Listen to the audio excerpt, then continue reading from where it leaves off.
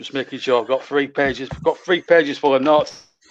Good afternoon and welcome to our coverage of Wales against Switzerland in the Euro 2020 Group A opener for Wales. And I'm your alternative host, Russ Vernon, alongside your alternative commentary team of JB, alongside Justin Ighton. First of all, welcome Justin to the Commentary Hub coverage of Euro 2020 and also the Commentary Hub channel in general. Justin, how you been, mate? You doing okay? Yeah, I'm doing good, thanks. Good, thanks. Pleasure to be with you guys. Happy to join, and thanks for involving me. And I'm good, thank you. Looking forward to the game.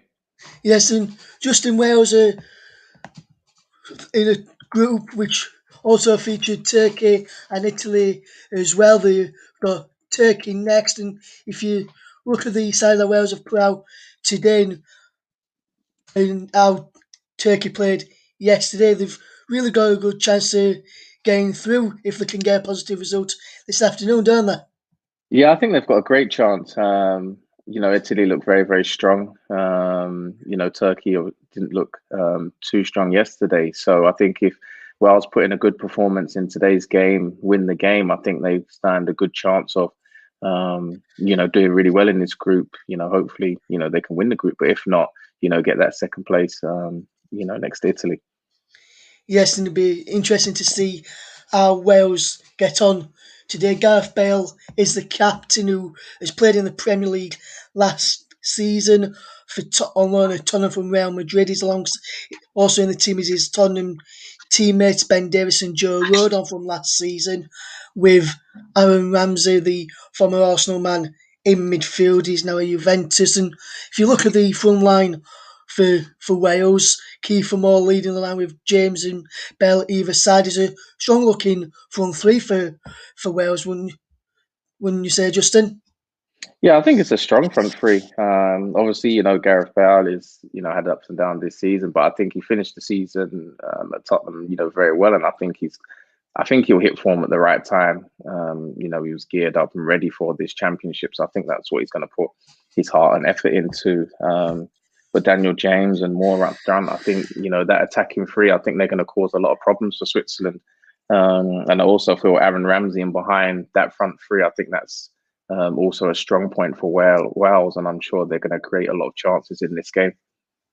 Yes, and if you look at in the Premier League contingent in the Switzerland side, they've got Granit Xhaka of Arsenal could be leaving the club to join Roma. That's the rumours going around about Granit Xhaka, but they've also got Xherdan Shaqiri of Liverpool and Fabian Schär of Newcastle. Some Premier League experience in there will come up against like Dan James, Gareth Bale, and Rodon and Davis in the season for their respective clubs. And if you look at the Switzerland side, briefly just before the players come out of the tunnel for this game for our coverage this afternoon, and who do you think is the main threat in the Switzerland side, Justin, for which Wales may need to keep an eye on?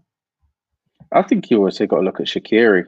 I think he's done great for whenever he's played for Liverpool, and I think Switzerland are going to look to him to create a lot of their chances. I think, and I think he's going to be a major threat for Switzerland in this attacking front. I think he's going to have kind of a free role.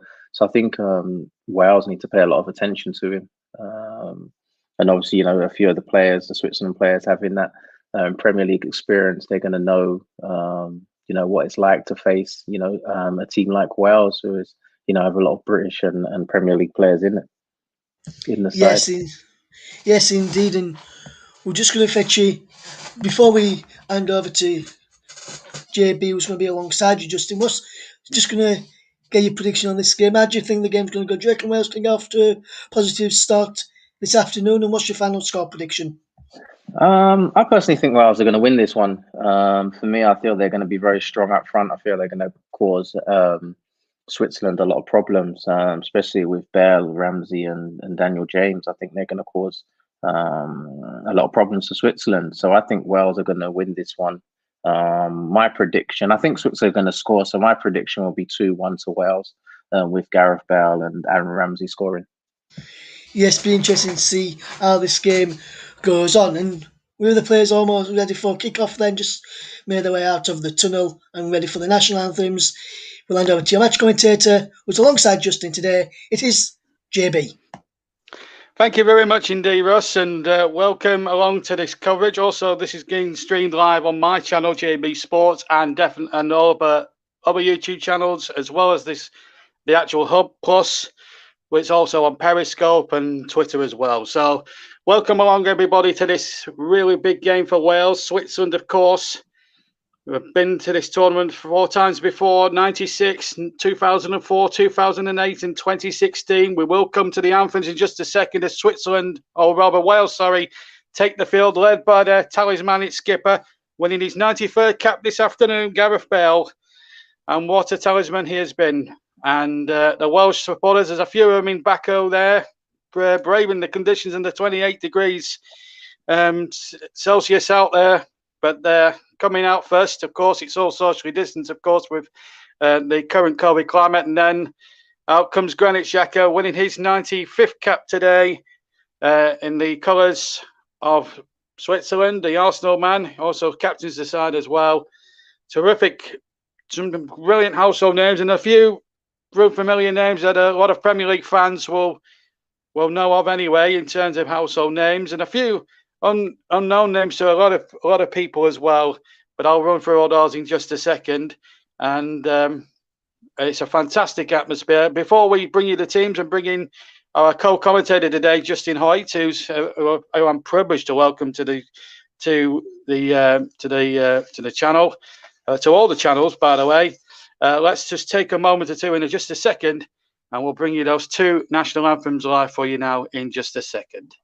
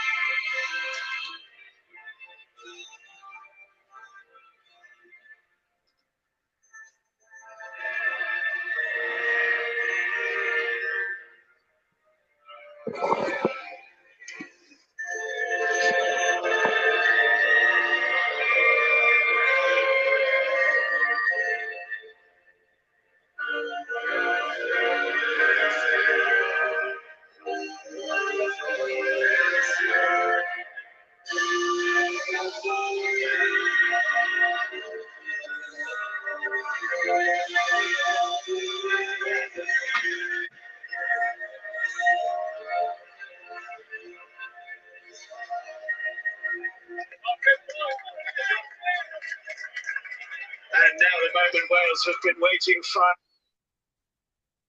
Now we're going to just see the Welsh national anthem now in just a second. Or you're going to hear it now in just a second or two. The land of my fathers.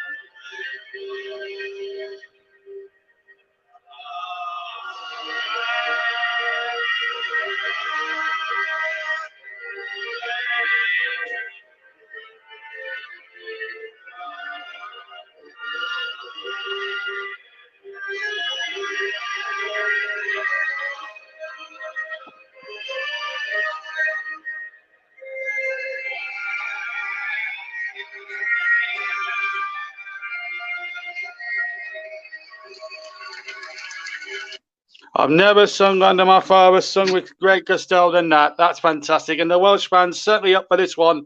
That is for sure this afternoon. There's Gareth Bale taking his tracksuit top off. And he's really fired up for this. Right, let's have a look at the 2 teams, starting with Ward in goal for Wales. And then a back 4 of Connor Roberts, Joe Rondon, Ben Davies and Chris Mepham. And then it's Joel Morrell of Luton Town in the midfield, alongside Joe Allen of Stoke City, and Aaron Ramsey winning his 64th cap this afternoon, rather.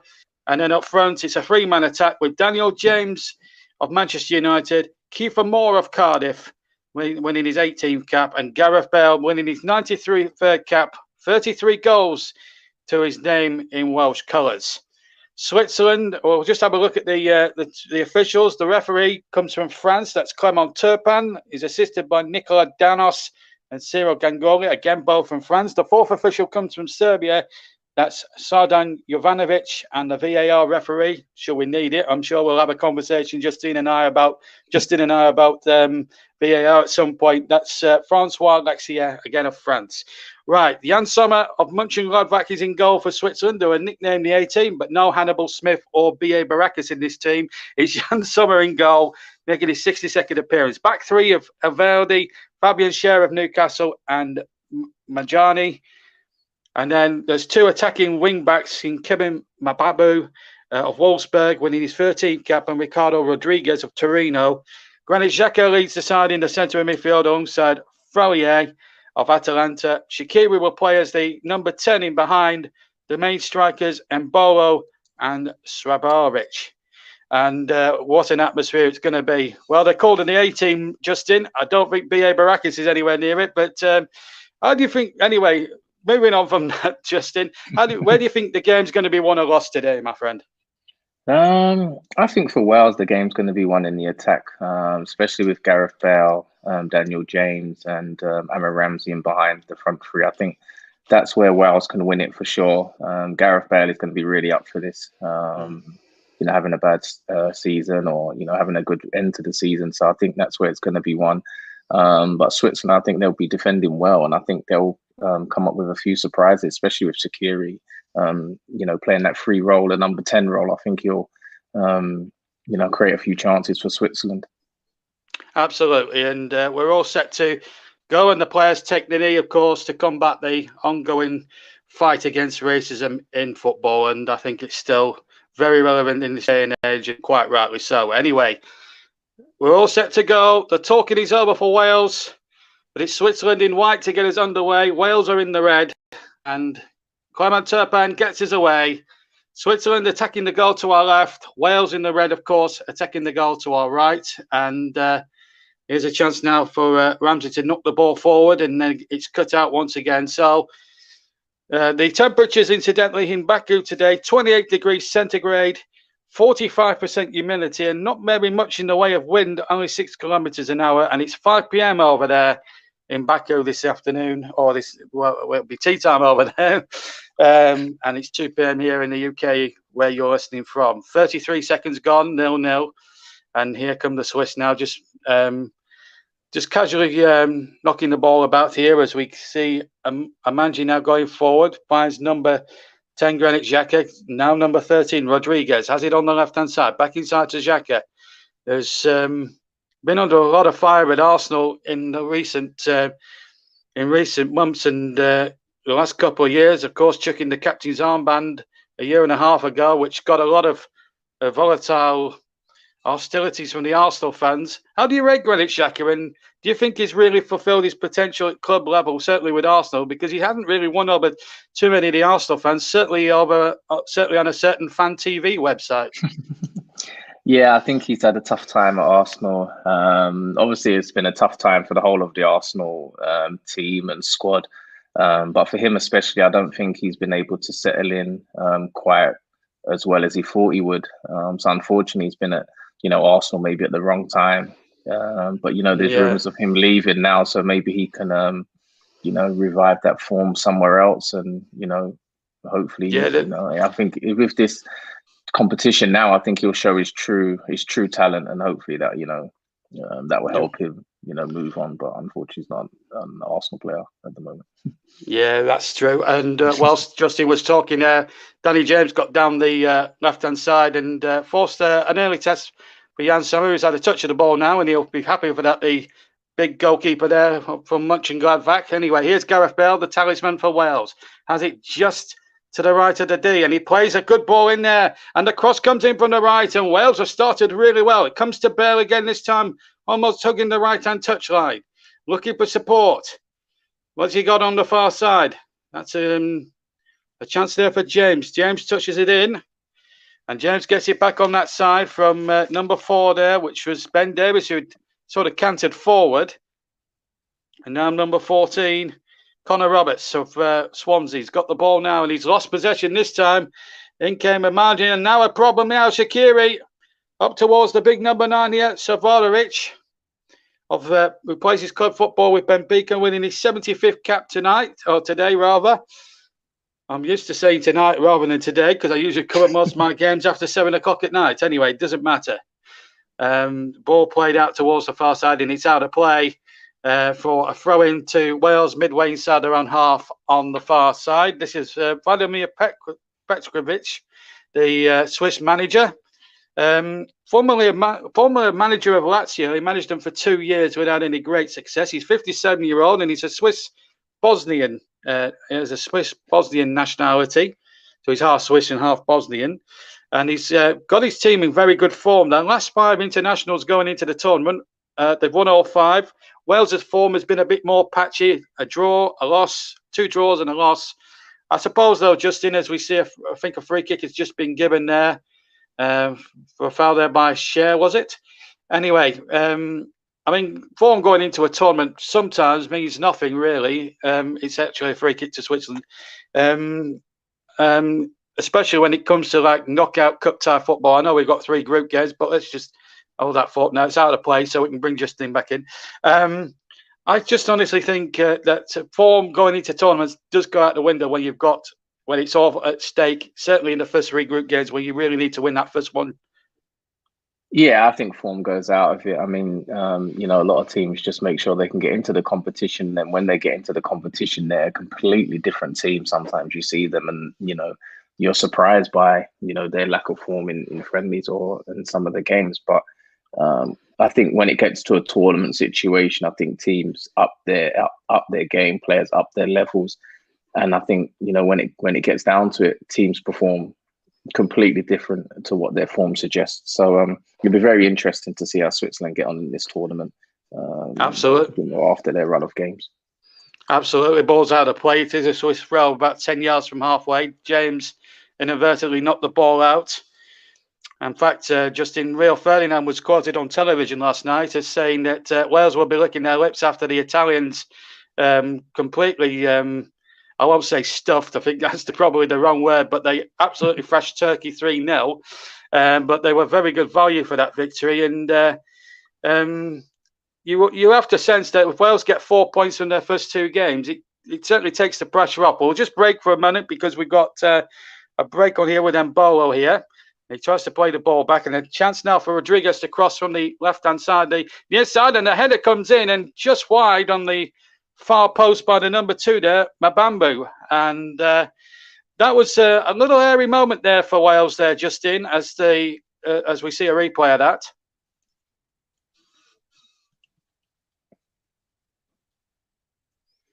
I think we've lost Justin Hoyt, I think. Hopefully we'll get him back as soon as we can. Anyway, we'll stick at it with a corner here for Wales. And Rodriguez is going to take that corner. And there's plenty forward on this. Plenty forward inside that Welsh penalty area again. Rodriguez sends the corner towards the back stick, and that's out of play, or it's not going to go out of play. And it's been kept alive again by Mabambu, and he's played that in towards the far side, but it's well taken by Ward in the goals there for Wales.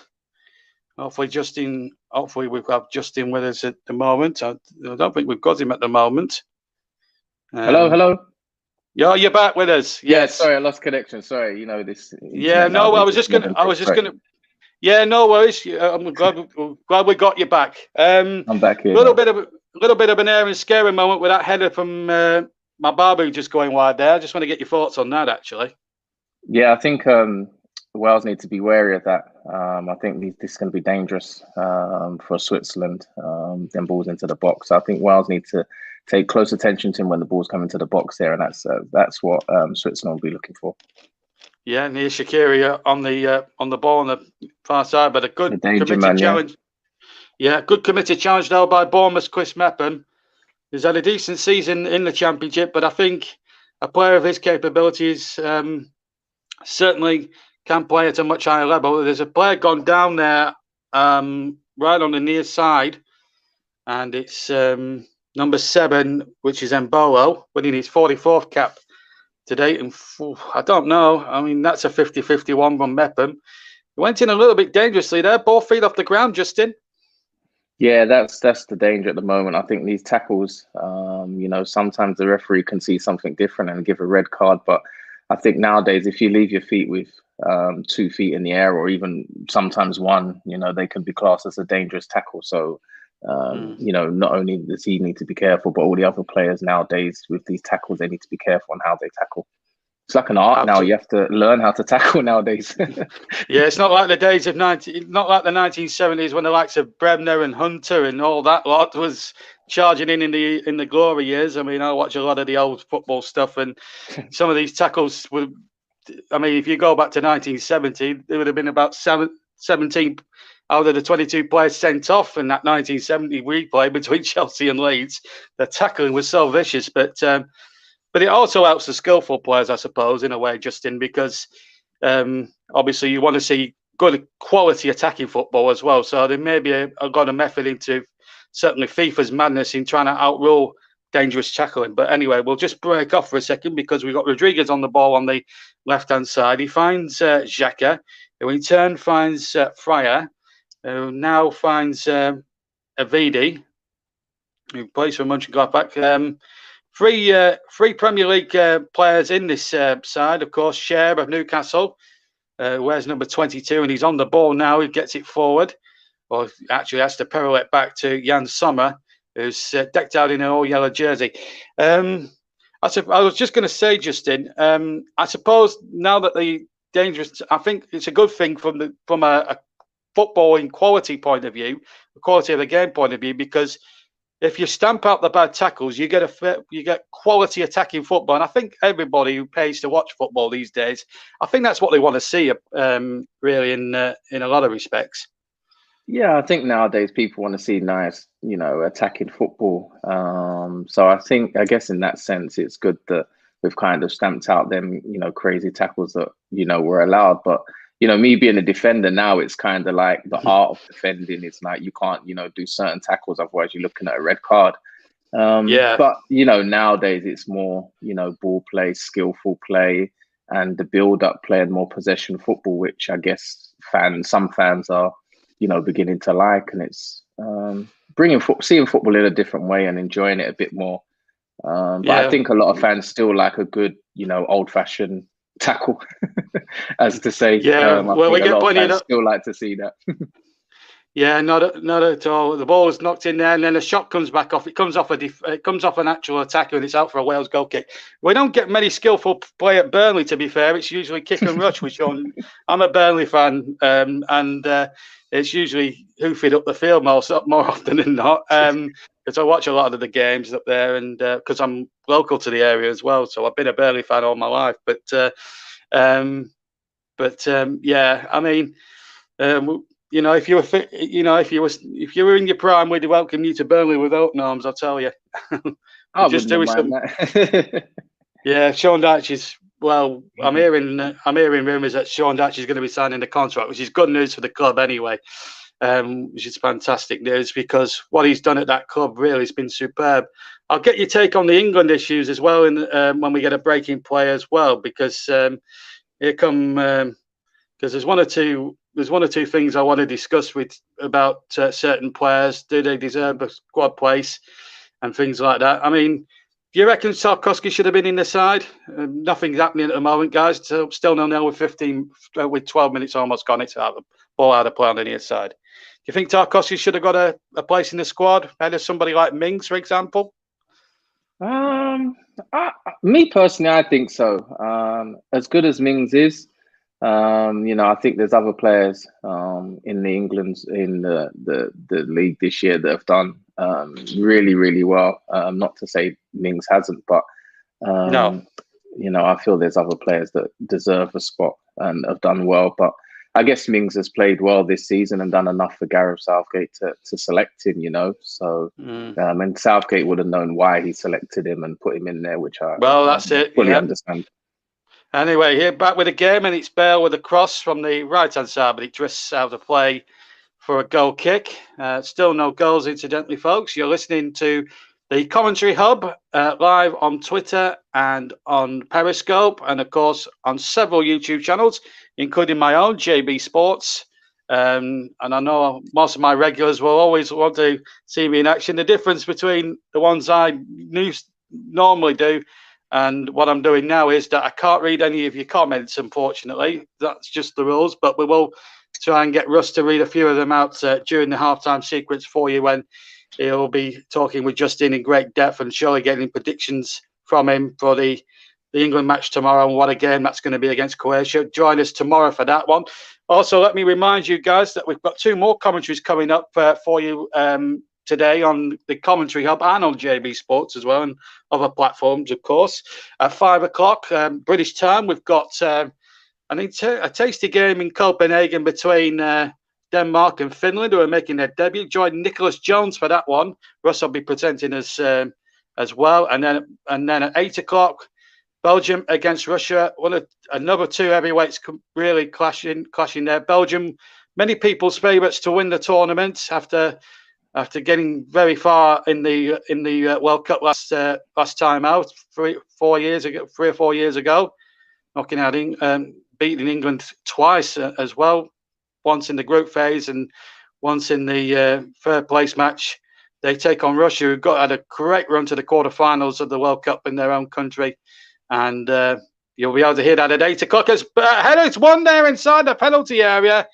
And it was number 13 there, Kiefer Moore of Cardiff with a header. He headed it back towards the left-hand side of the goal, and Jan Sommer, Justin, pulled off a magnificent save with his right hand. Great save. That was a great save. Good save. That was a good cross, good ball in. Great header from Moore there, but it was a great save by the keeper. That was a great opportunity for Wales, and I'm sure that's what's going to continue to happen. And if it wasn't for a great save from the keeper, that could have been 1-0 to Wales. Absolutely, and they still have a chance, because it's a corner. So Jan Sommer might still have some work to do here. James is going to take this on the far side.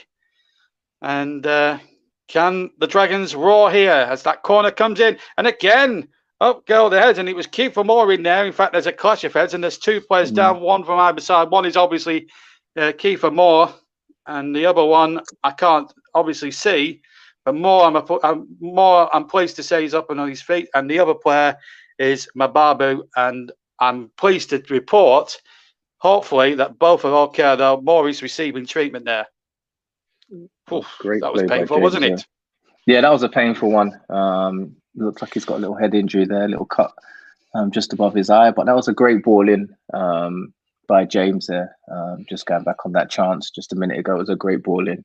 And a great opportunity, and I can see James continuing to do that. And I think if he continues to do that throughout this game, one of these crosses will pay off, and Wales will get their opportunity.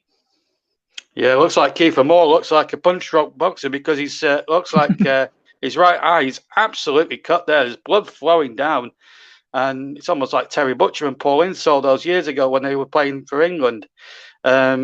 It reminds me of that a bit, but that's a bit of a concern. And I have to say, the precautions that the footballing authorities, certainly in the last year or two, that have taken very precautionary measures against head injuries in the game of football, I think it's been a great move, and it's there to protect the players because, of course, of the dementia stuff that's happened to former players and things like that.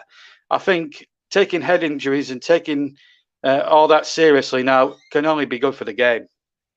Yeah, I think it's great for the game. I think it was needed. Back in the day, you used to get head injury. They should just tell you to get up and get on with it. And I remember that. But nowadays, they're taking it into real consideration. I think it's great now for the players to be able to, express their, feelings after a head injury, or just say, my head, I don't feel right, and stuff like that. So I think it's great what has been brought into now to the game, and especially the extra substitution as well. Yeah, and I think that's right, and I think it was a long time in coming. I think from a FIFA point of view, UEFA, of course, are running this tournament, and of course the FA, all the respective FAs in respective countries around the world. It's great, and we're just seeing Kiefer Moore now just being bandaged up with red bandaging. Of course, it's got to match the colours of the shirts. I remember when it was just plain white, and but let's just hope that's nothing too serious. And Kiefer Moore is okay. It looks as if he's going to continue. He's a tough cookie, this guy from Cardiff. He really is. Winning his 18th cap this afternoon, and so Wales, for the moment anyway, are down to 10 men. The other player involved in that incident, let me tell you, Mabubu, is fine, and he's playing on. So Wales just on a temporary basis, just down to 10 men as the medical staff there, and there's the fourth official there from Serbia, just making sure that everything is shipshape and Bristol fashion. Right, 18 minutes gone here, live on the Commentary Hub and JB Sports and several other social media platforms. Audio commentary with myself, JB, and Justin Hoyt of Wales against Switzerland. So far, if you've just joined us, 0-0, but the best chance of the game so far fell to Kiefer Moore. Well, two great opportunities so far. One fell to Kiefer Moore a minute ago for Wales. He's been being patched up for an head injury that he picked up a few moments ago. And then an earlier chance fell to Kevin Mababu, who headed just wide of the left-hand post for Switzerland. Apart from that, nothing really else has happened so much. And I can just now report that Kiefer Moore is fine, and he's back with us now, all bandaged up and ready to go again. Here come Switzerland in those white shirts, charging forward. And they've got the ball on the right-hand side here. Good running again. And now, did that come off a defender? It did. Says Clement Turpin. It's a corner. Good running there by Kevin Mababu, who's really doing well. That came off Ben Davis, who's been a bit out of favour at Tottenham Hotspur in recent seasons. Joe Rodon doesn't get many games, of course, at Spurs. He's a good young centre-back. And I think that's a shame, really. But we'll get Justin's views on these Welsh players not getting many game time at teams like Spurs and Manchester United in a second or two. Let's see this corner out first on this far side. It's playing in there. A little back flick, and it was Shaqiri. It wasn't Shaqiri, I don't think. It was Fabian Schär, the centre-back, who tested Ward, and Ward made a very good save with his legs there. Yes, it was. It was Schär, the number 22, the Newcastle man. The ball comes in from the second corner. It's knocked away.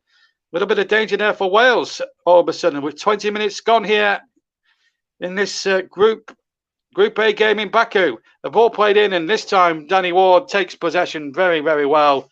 And, well, that was a scary moment there for Wales, Justin. It has to be said. It was a scary moment. Like I said, they need to be careful, with Shaqiri floating around there, putting in these dangerous crosses, and they need to be careful about that. And I think he's going to be dangerous on set pieces as well, which they also need to pay a lot of attention to.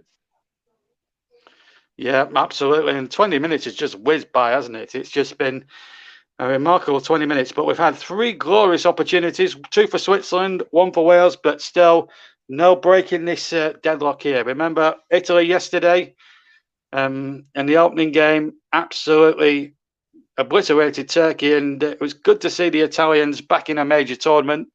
They were certainly missed in the last World Cup, but Mancini has done magnificently well in galvanising the side and really getting them playing. And I thought a lot of the players absolutely played out their skins, and it was good to see the Azzurri playing some lovely football. Meanwhile, here comes Switzerland. Ball played in there, and it's knocked away this time by Chris Mepham, the Bournemouth defender. Played back in there by Rodriguez towards the far post. And the header goes wide from Savorovic. And all of a sudden now, Justin, Switzerland just starting to get on top. Yeah, they're starting to settle into the game a bit more now, feel a bit more relaxed, a bit more composed on the ball, and they're getting a few more looks at goal and a few more chances, which Wales need to be very careful of because they can be very dangerous now, as you can see them settling in and creating a few more chances on goal. Absolutely. And the other side, they are starting to show their true form. They remember we said at the start that at the top of the game that they'd won their last 5 going into this. Wales, of course, have had a lot of trouble going into the tournament with Ryan Giggs obviously having his personal life dragged through the mud, of course. but we won't mention that for legal reasons. But Robert Page has taken over in under very difficult circumstances. He's won 2 of his last 5 games, but there has been 2 defeats. But we won't read into that at the moment. But Wales are giving as good as they've got in this opening period of the first half, which we're now almost coming up towards the halfway mark. And here is number 5, Amanji, on the ball now for Switzerland. Well, I think the referee's not happy about something. He wants to have a look at the ball there. I don't think the ball's. I don't think the ball's up to the correct pressure level. Have you ever seen that before, Justin? Or have you ever played in a game where the referee's not been happy with the pressurization of the ball? I think it's only once. I think I complained about it, but maybe that was after a bad shot on goal or something. But no, man. I don't think it looks like he's happy with the ball there. So he's either going to change it or they'll use that again. But no, it's very strange that in a major tournament like this for that to happen. I'll tell you one thing about it last night as well. Before the kickoff, they brought the match ball in Rome on a remote control Volkswagen car. I know the sponsorship in football's very much vogue these days, but have you seen something more ridiculous than that? I didn't see. I couldn't believe it. I was kind of surprised by it. It's quite good actually. Then I saw it do a little speed, a little wheelie afterwards. It was quite good fun actually. A bit of entertainment before the game, I guess, and a bit of free advertising there. Doesn't harm anyone. Yeah, absolutely. As the header comes in there from Connor Roberts, it's not very much away. The shot back in and just wide with the right foot, and it was Granit Xhaka, the former the Arsenal player, with the effort there, the Swiss captain. And again, Switzerland having another chance. It was a half chance that time.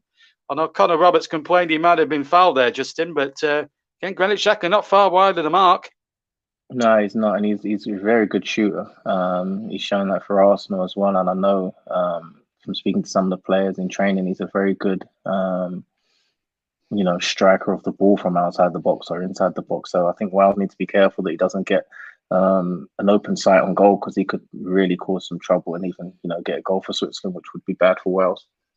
Absolutely, and I think it was Arsene Wenger that bought him to Arsenal, wasn't he? After the last European Championships, wasn't it?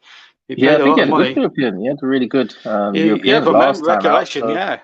Yeah. So he's a good player. He's a very good player. It's just unfortunate what happened to him at Arsenal, and it's happening to him at Arsenal. So we'll probably see the best of him in this tournament, really. Yeah, I mean, you've played under Wenger, haven't you? And he's a good judge of character. He's a good judge of a player, isn't he, Arsene Wenger? Isn't he? And that's why he had so long as Arsenal manager, wasn't it? He was, you can tell he played very good football. And you were in around the Invincible side. I mean, what a side that was. Yeah, it was an unbelievable side. I mean, Wenger is, speaks for himself. When you talk about Arsenal, you can only talk about Arsene Wenger and what he done to Arsenal. But he's a great manager. Got the players playing tremendously well, and not only that, he looked after all the players and managed every player well, even the ones that wasn't playing. Absolutely. Anyway, back to the game, and a chance here for Switzerland, but again, well defended. Danny Ward just had to get that away in a bit of a hurry, and he scuffed that clearance. He just about reached the centre circle. But it's still inside the Welsh half at the moment, and Switzerland have got possession. Certainly the last 5 or 10 minutes, it's been all Switzerland. Wales fought on that one chance, really, for Kiefer Moore of Cardiff. It's not really been that much to write home about. Bale hasn't really gone into it as yet, but there's still plenty of time. 26 minutes only gone. And here comes Granit Xhaka, who's just shot wide a moment or two back. And now a chance now for this man, Kevin Mbappé, now to come forward. Good turn and a good shot, and just over the top from Savorovic, who's had 2 sighters now, Justin, at goal, and he's not been far off any of them. No, he's not been far off, and there again, he wasn't far off. It was a great touch, great turn. And luckily for Wales, the shot went wide, but he's getting a more of a sight on goal. And I think Wales need to pay a lot more attention of him, because I think he's the one that could score the breakthrough here, because he's getting a few more opportunities and sights on goal. Absolutely. And it seems to me, and it seems to us really, that Switzerland are now starting ominously, I have to say, building up ahead of steam. And obviously Savorovic has got a decent international record, 21 goals in 74 previous appearances. This is his 75th one today. But I will run through the two benches when I get a second or two. In fact, I'll run through the Welsh bench now. They've got two goalkeepers, of course, Hennessy and Davis. And then there's Chris Gunter, Nico Williams, the Liverpool youngsters, had a good little run on the Kop. Lockyer, Harry Wilson, Roberts, Ampadu, Normington Davis, Johnny Williams, Cardiff, formerly of Cardiff, ex-Crystal Palace, David Brooks of Bournemouth, who was really touted as the next good quality player in a Premiership player of the future, but he's just lost his way with injuries. But he's had a decent season in the Championship, and I'm certain that one or two Premier League clubs will be looking at him with great interest. And Levitt completes the lineup for them. And Vogel, well, just to break off for a second, I will run through the Swiss bench for you, and when I get a second or two, little game of head tennis going on the edge of the Swiss penalty area. And now the ball's been won, and now a chance now for the Swiss to come charging forward. And here's Shaqiri, the Liverpool man, charging forward, and he was fouled from behind. Surely no, says Clement Turpin. Well, I was expecting a free kick there to be given to the Swiss 25 yards out from goal there, Justin.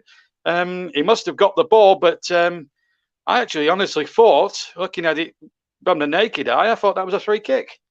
Yeah, it looked like a free kick. I thought it was going to be a free kick. I thought the referee was going to blow for a free kick there, but he didn't, which was quite surprising.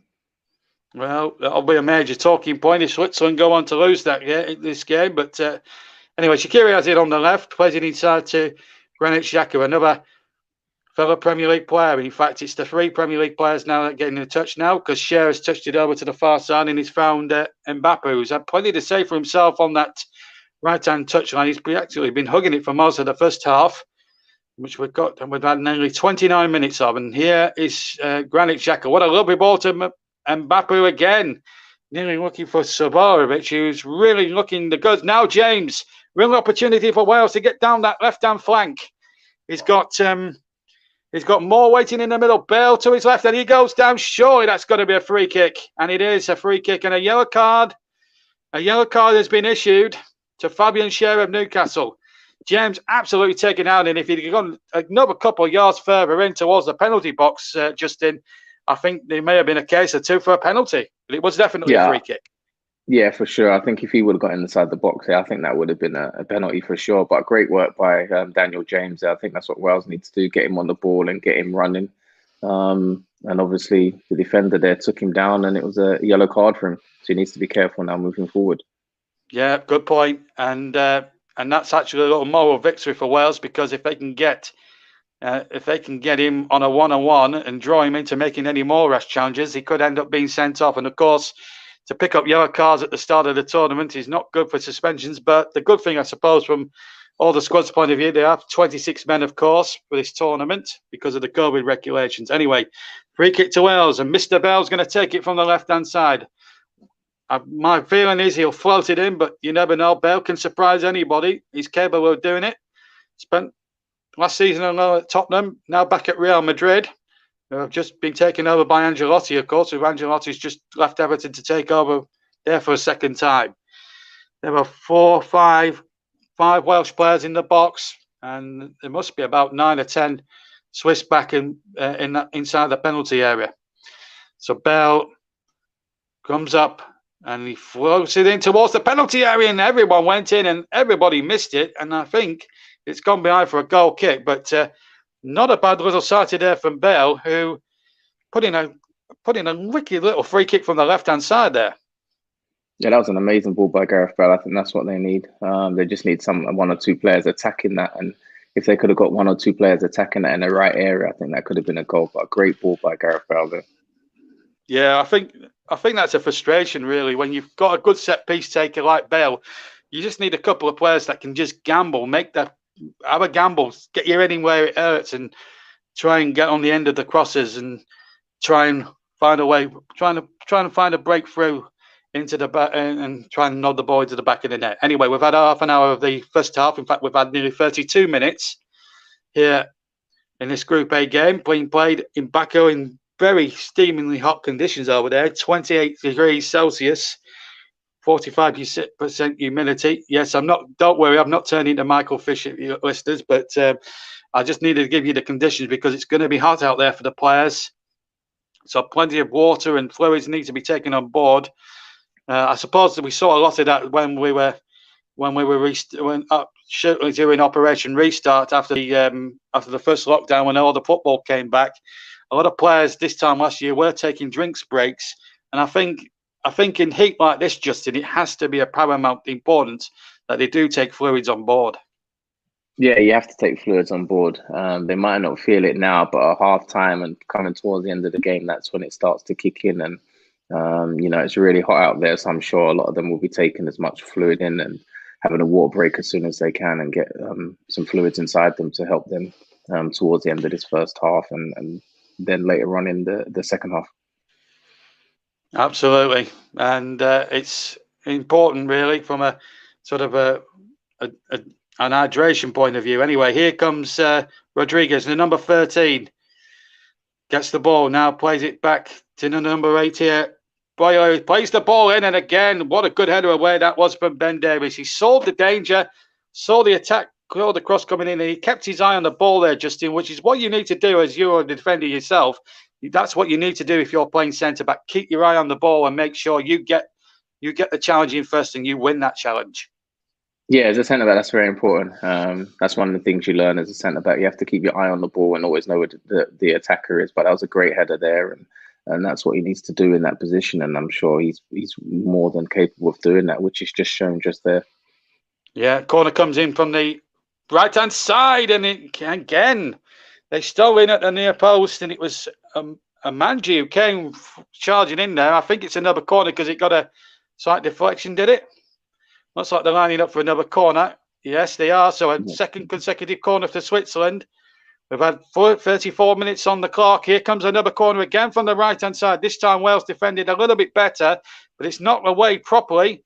And again, another couple of games of head tennis taking place on the far side there. But Wales under a little bit of pressure at the moment as the Swiss coming forward.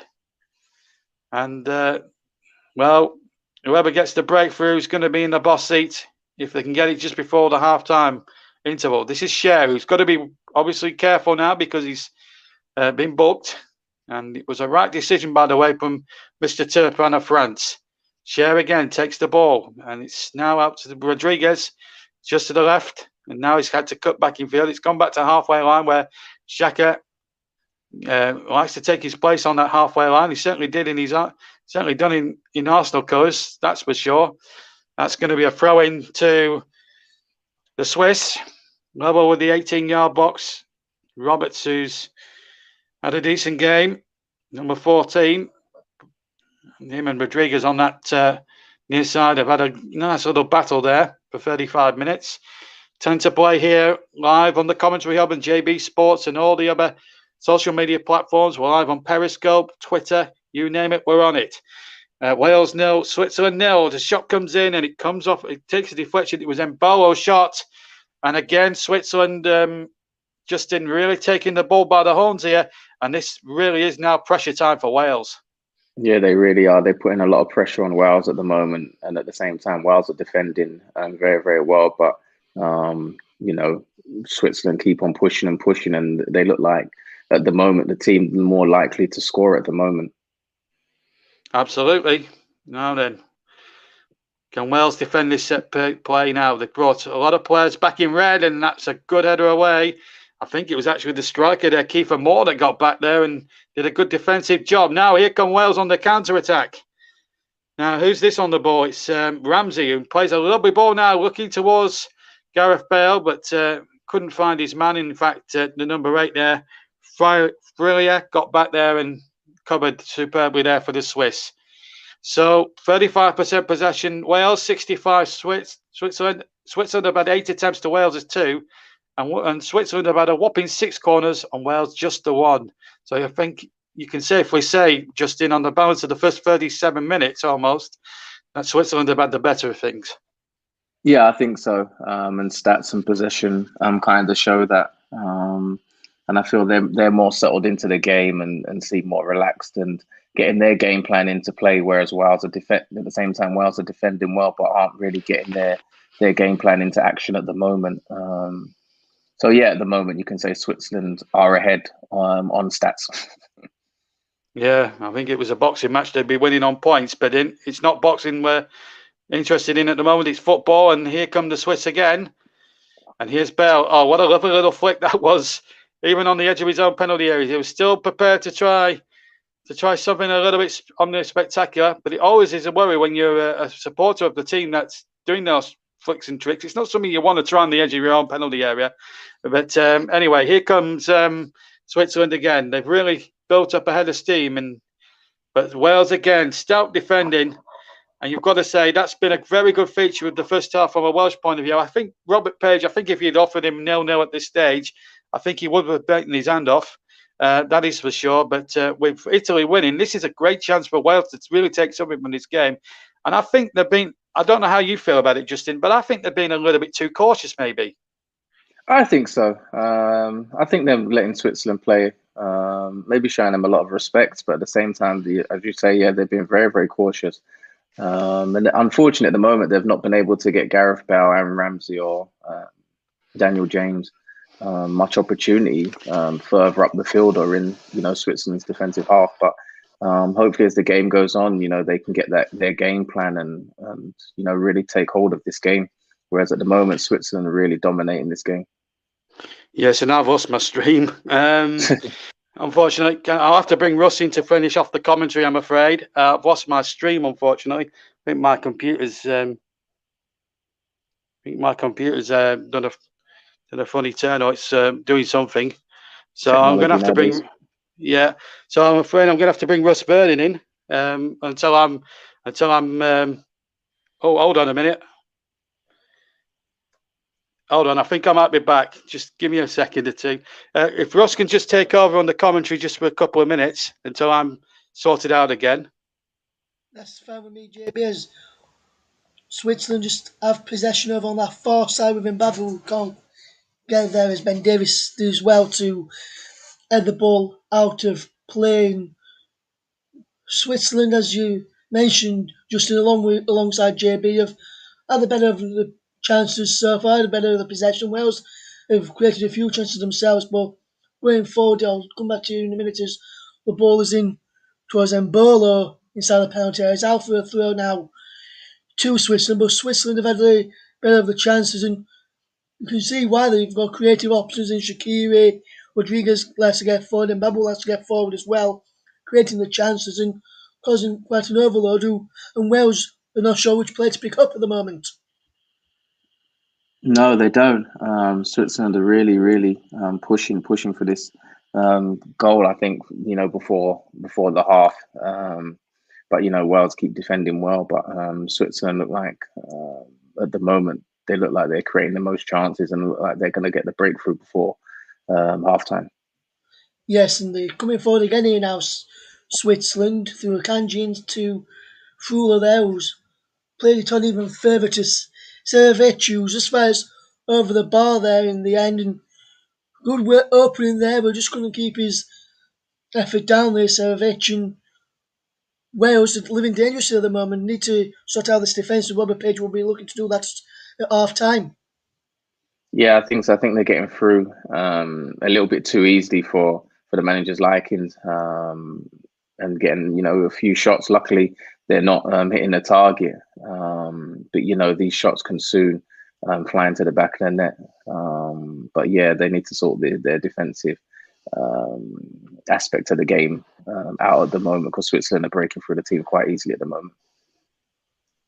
Yes, and JB is back with us now, so I'll hand back over to your match commentators of Justin Knight alongside JB. Thank you very much indeed, and apologies there. You can never trust technology when you want it to. Nice to be back. Yeah, well, I'm back for the last 4 minutes, and thank you to Russ there for helping me out there. And we've just lost him there for a second. We'll fetch JB back in once he returns, as Wales managed to clear the lines from danger there, as Ben Davies has to do a bit of defending, and now Switzerland will try and get forward with Akanji on possession, and he look to play the ball through Embolo, can't get there. Mbabu is the man who's brought down again by Ben Davies. He's been in this game quite a lot of time so far, Ben Davies, and giving another cheap free kick there, Justin. Yeah, it was a free kick there. Very dangerous area there. Now probably Shaqiri is going to whip this one in. But yeah, you can see again how Switzerland are starting to carve Wales open. So Wales really need to figure out how they're going to stop this attacking force by Switzerland.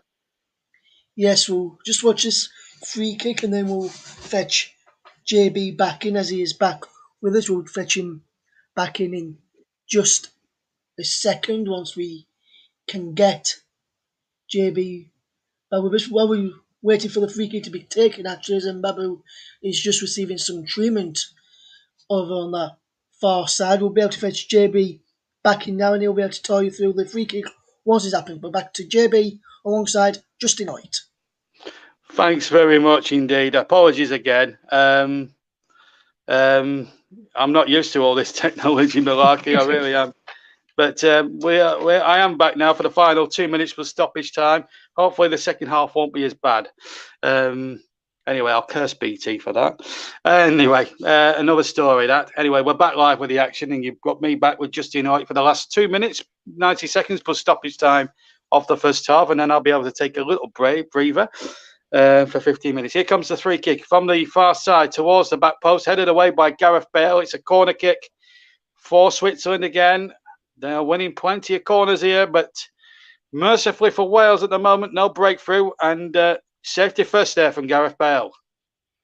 Yeah, safety first there at the back post. Great defending by Gareth Bale. He's doing more defensive duties at the moment than attacking. So hopefully in the second half for Wales, that will change. Well, we'll get Justin's view on what Robert Page needs to do at the break, but here comes the corner kick to be taken by Rodriguez from the near side. And it goes. Danger here. Flicked on. Can they keep it alive? Yes, they do. Headed away, though, by Connor Roberts. He's had a good first half. And Wales really on the back foot. But now they have a chance to counter-attack. And Daniel James is on the run, but well covered again by Elvedi, who did really well there to read the danger, because Daniel James is no slouch, certainly. And it's amazing how many of these players like Ben Davies, Joe Rodon, who are good players, and Daniel James aren't getting too many games for their respective clubs. Maybe they need to go to maybe a mid-table, middle-of-the-road Premier League club and just get some game time, because these are quality players. Anyway, we're into that really do need game times. Anyway, here comes Switzerland again. Shirt was being tugged and the shot goes over the top. And a goal kick has been awarded, but there was a bit of a shirt tug there on Mbolo as Savaric had the final shot, but there was a little bit of shirt pulling there as we go into 2 minutes of stoppage time there. And that was a scary moment for Wales there, Justin. That was a very scary moment. A great ball in, a great touch, a bit of a shirt pulling there. Hopefully, glad the referee didn't see that. But yeah, it was a great ball. But VAR may have a point or two with that.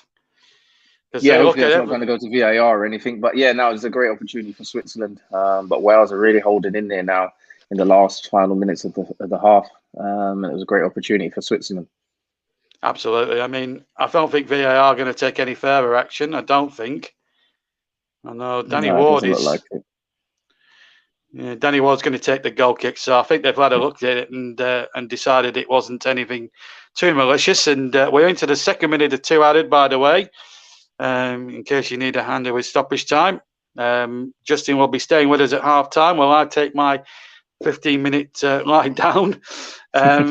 All this broadcasting, it's tiresome work, I feel for poor old Russ. He's got not just this game, but he's got the other games to come as well, and he's presenting a lot. And he did a good job on the Italy game last night, and he did a faultless performance, like Italy, winning 3-0. Right, 20 seconds of the first half of stoppage time to go, and Wales holding Switzerland to 0-0, and I think that might be that. The ball was knocked aimlessly out of play from the far side there by number 22 there, Fabian Schär. Has had not a good first half by his standards, a yellow card and a couple of misplaced passes, but Robert Page now just will be very happy with the way things have gone, because Wales have been stand at half time. I've kept a clean sheet, but Switzerland have had several chances, 3 of them falling to Savorovic. And Xhaka's had a couple of sighters as well. Mbabu's headed wide. For Wales, Kiefer Moore has been the closest that Wales have come to a goal. But final thoughts on the first half from you, Justin. What do you think Wales need to do better in the second half as opposed to the first? I feel they need to get like a firm grip on the game. They need to dominate the midfield a bit more at the moment. Switzerland are dominating midfield. And I feel they need to get Daniel James and Gareth Bale and Aaron Ramsey on the ball and get some attacking force going. But, you know, in the same ref, I feel they're defending really, really well. But, you know, as Wales fans, they want to see Wales attacking and creating a few more chances on goal. Yeah, thank you very much for your help in the first half. Stay with us. But the situation here, Russ, at the moment at half time, Wales are just about holding the A team. It's Wales 0, Switzerland 0.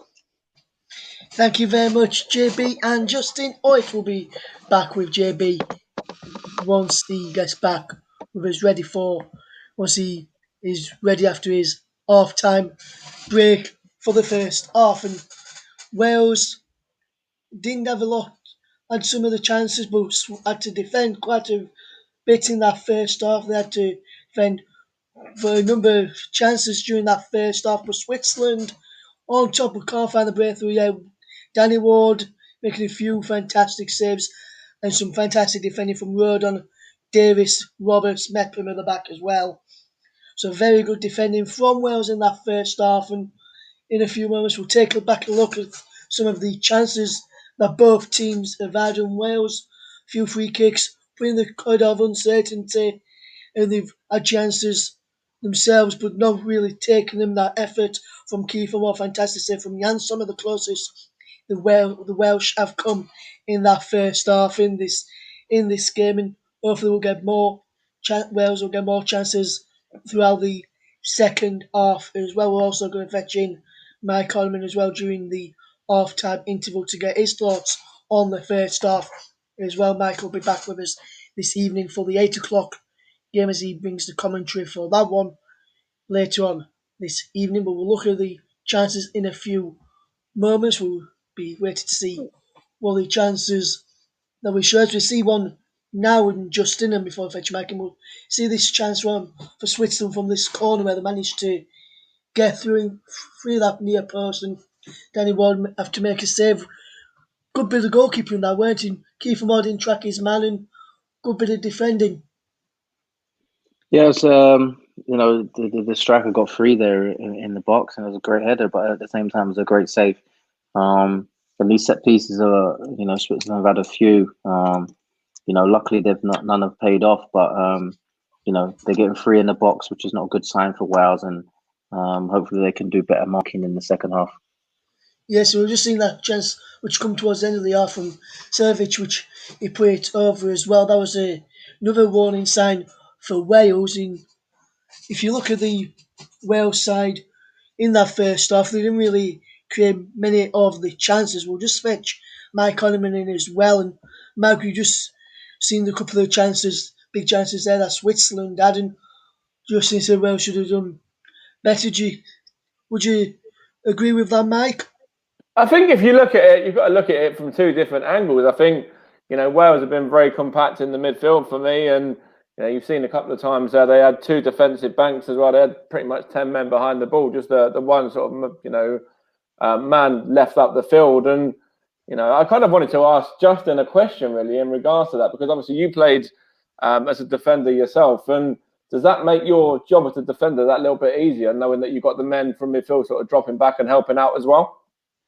Yeah, for me, being a right back and now a central defender, I'm always talking to the guys in front of me to do my job really, to screen in front, to stop the ball, you know, getting played through into the striker's feet or the wide man's feet. So I guess this tight block is the way, you know, that's their game plan. So in a sense, that's what, you know, I would be asking for the people in front of me to be doing kind of the job, which kind of makes the defender's job a lot easier.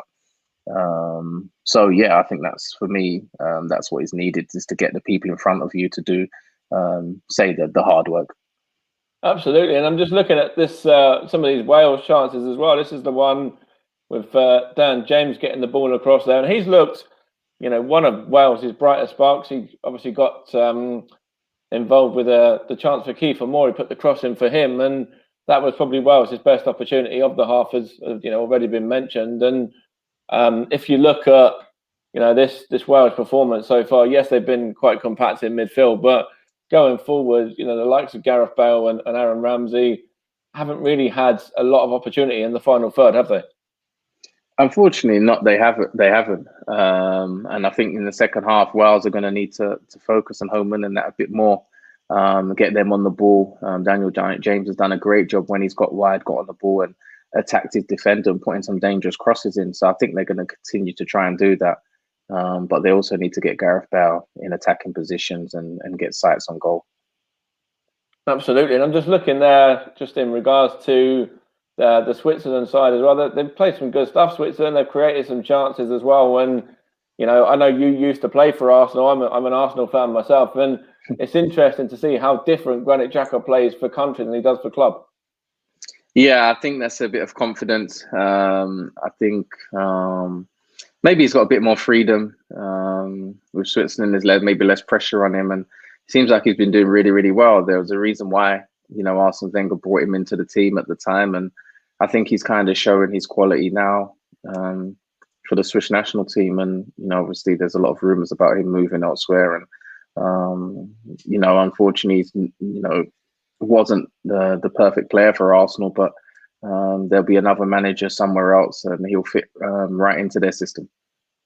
And I just want to ask you a quick question here as well to both of you, really.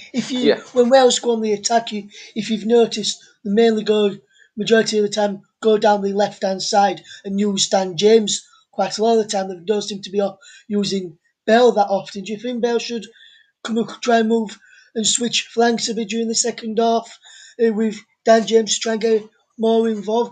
Because every time Wales attack, they seem to go down the left, use the pace of Dan James rather than use the pace and trickery of Gareth Bale. What do you think to that, Justin?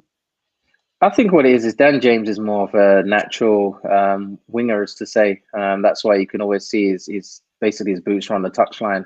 That's why he's always free on the outside, whereas you can see Gareth Bale coming in a lot more, getting on the ball and trying to create chances. And I feel Gareth Bale now is more of a player who wants to get on the ball, create these passes through to the striker or wide to Daniel James, or get on the ball and shoot from distance. Whereas Daniel James is more of a winger, to say. So that's where Gareth Bale has kind of changed his game plan, really, and his style of play. Yeah, what do you make to that, Mike? Yeah, I think Gareth Bale, he's been compared to his usual standards, that's been a first half where he's been quite isolated, really, and he hasn't really been involved as much as the Welsh fan would have liked him to have been, and Robert Page as well would have actually liked for him to be involved in this game. But he has that moment of quality. Gareth Bale, it only takes him a minute to show what he's about, and then he's able to just go on and sort of show sort of what he can do. It only takes him one or two sort of touches, and then the ball could be in the back of the net. So that's what Gareth Bale can do. Of course, Tottenham saw at the end of last season, he got a couple of goals in the final game of the season, the 4-2 win over Leicester. And of course, that's what Gareth Bale is more than capable of doing. He might not have the fantastic first half, but with the final 45 minutes to go, it might be a completely different kettle of fish for Gareth Bale. And don't rule out Aaron Ramsey as well. I said it on a podcast I was on last night. Justin probably knows this very well in regards to when he was at Arsenal. Aaron Ramsey, he loves a big tournament. He loves a big game, and that's where he really shines. So I'm pretty sure we'll see a bit more of him in the second half as well. Yes, I think you probably will do, Mike. And just going to get a thoughts here from Justin now. We've had our thoughts on Mike on how we think England's going to go on in the tournament. And Justin, it'll be interesting to see how you think England's going to do. How do you think England's going to go on against Croatia, first of all, in their opening match tomorrow afternoon? I think Croatia's a tough team. I hopefully England can come away with a victory. I think they've got a great squad this year. A lot of individual talent, very talented team. As you can see, they're probably going to play out from the back, and I think they've got a lot of really, really good players that can do that. And then even attacking wise, they've got some great players. And hopefully they can all gel together. And I think if they do that, I think England can have a great tournament and surprise a lot of people. Not to say it's coming home, but I feel England will have a great tournament. I think they can surprise Croatia and come away with a victory tomorrow. Yes, and if you look at some of the players in that England squad, now we've got the likes of Jordan Henderson, who's not played since October. Harry Maguire missed majority back end of last season through injury as well. Why do you think he's took, say, for example, Jordan Henderson? Because, as I said to Mike yesterday on a podcast we did after the Turkey game finished last night, and I was saying to a couple of others, in that Romania game, I don't know if you saw his interview after the game, just on one of the TV channels, he come when the reporters said to him, "What do you think after you missed a penalty in that game that could have put England 2-0 up? How do you feel about it?" And he turned around and went, "Oh well, it's only a friendly." And that's Liverpool captain John Henderson been out since October, saying that on TV where people can hear him, and he's saying, "Oh, it don't matter, it's only a friendly." What do you reckon to his comments, and why do you think he's been included in this squad compared? And even though he's not played for much this season. First, yeah, it's tough. He obviously after probably listening back to that, he knows he probably shouldn't have said that. But at the same time, he knows, when it comes down to a competition, he'll be more than up for it. Friendlies are there for a warm up to get you ready for the competition. Like I said before, form doesn't come into it, but when you get into a tournament, it's a completely different mentality, and players approach tournaments completely different to how they approach friendlies. I've been in that situation and know how it is, so I understand why he said that. But now, as a fan, I understand where the fans' point of view is why he shouldn't have said that. But why I think he's been included in the team is over the last few years. He's been Liverpool captain, and he's been a winner, Champions League, Premier League, and I think having that stature and that player involved in the England setup, I think that's why he's there. He's a winner. No matter what anyone says about him, I think that's why you got to have him in the team. And he's probably a voice in the locker room also. What a lot of people don't understand is that nowadays there's influences in the locker rooms that are just voices on the field and away from the field. And I think a lot of players will look up to him and look to his leadership, as well as Harry Kane. And some of the younger players also in the England squad will look up to someone like Jordan Henderson and see what he's achieved and see why he's part of the England fold and set up, and why he's still in the England team. Maybe not, will probably be a starter, but maybe not start every game. But I think, there's a reason why he's in the team. Yes, and just another one which I want to get your thoughts on. Reports going around in the media today that in the England side tomorrow, he's going to start with Raheem Sterling, who's probably going to take up one of the places of either Phil Foden and Jack Grealish. And there's also talks as well now that Marcus Rashford may also start while so Foden and Grealish will miss out. If you look at the form Sterling did towards the back end of the season, didn't really impress in the Champions League final for Manchester City, didn't impress in the league. And Grealish, good end to the season with Aston Villa. Foden, good season with Manchester City as well for Manchester City.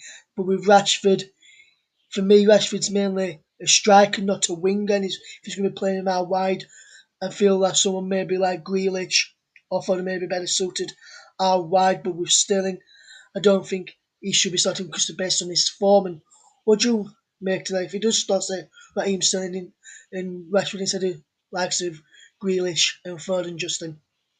Yeah, for me personally, I know it's Southgate's decision, and what's been said has been said, but I feel personally that Grealish and Foden have to start for England. I think they're the most creative players. You've seen what they've done at club level. Foden is a very exciting young player, one of the best young players at the moment. He has to start for me. and Grealish as well. They're great players, and I think they'll be huge for England, not just in this tournament, but moving forward. Probably one of the first names on the team sheet. But maybe he's gone for Sterling and Rashford just for experience purposes. I think that's why he's maybe going to pick Sterling and Rashford. But if he was to go on form, maybe you shouldn't play Sterling. But maybe experience, he's gone for Sterling. But for me, 100%, I would start Foden and Grealish. Yes, the players are back out ready for the second half now for Wales against Switzerland. So back over to your match commentary team of Justin Knight and first, JB. Yes, thank you, Ross. Welcome back, everybody. And, well, let's hope for some goals in this second half. Let's hope. I'm sure Justin and I have got our fingers crossed, and hopefully we can see some goals and hopefully a Welsh victory. That would be a wonderful start to the Home Nations Challenge on Euro 2020. Delayed for a year, of course, due to the coronavirus pandemic, and now Wales in red. I don't think there's any changes that I can see. So it's as you were, same 2 11s, same 22 players. Clement Turpin gets us away in the second half, and Wales in the red shirts attacking the goal to our left in this second half, and Switzerland to the right. So what do you think needs to happen really now for Wales, Justin, to really give them a chance here? Because I think 3 points, or even picking up something as even a draw, but I'd like to. Well, I think we all like to see the Welsh be a bit more ambitious, maybe in the second half.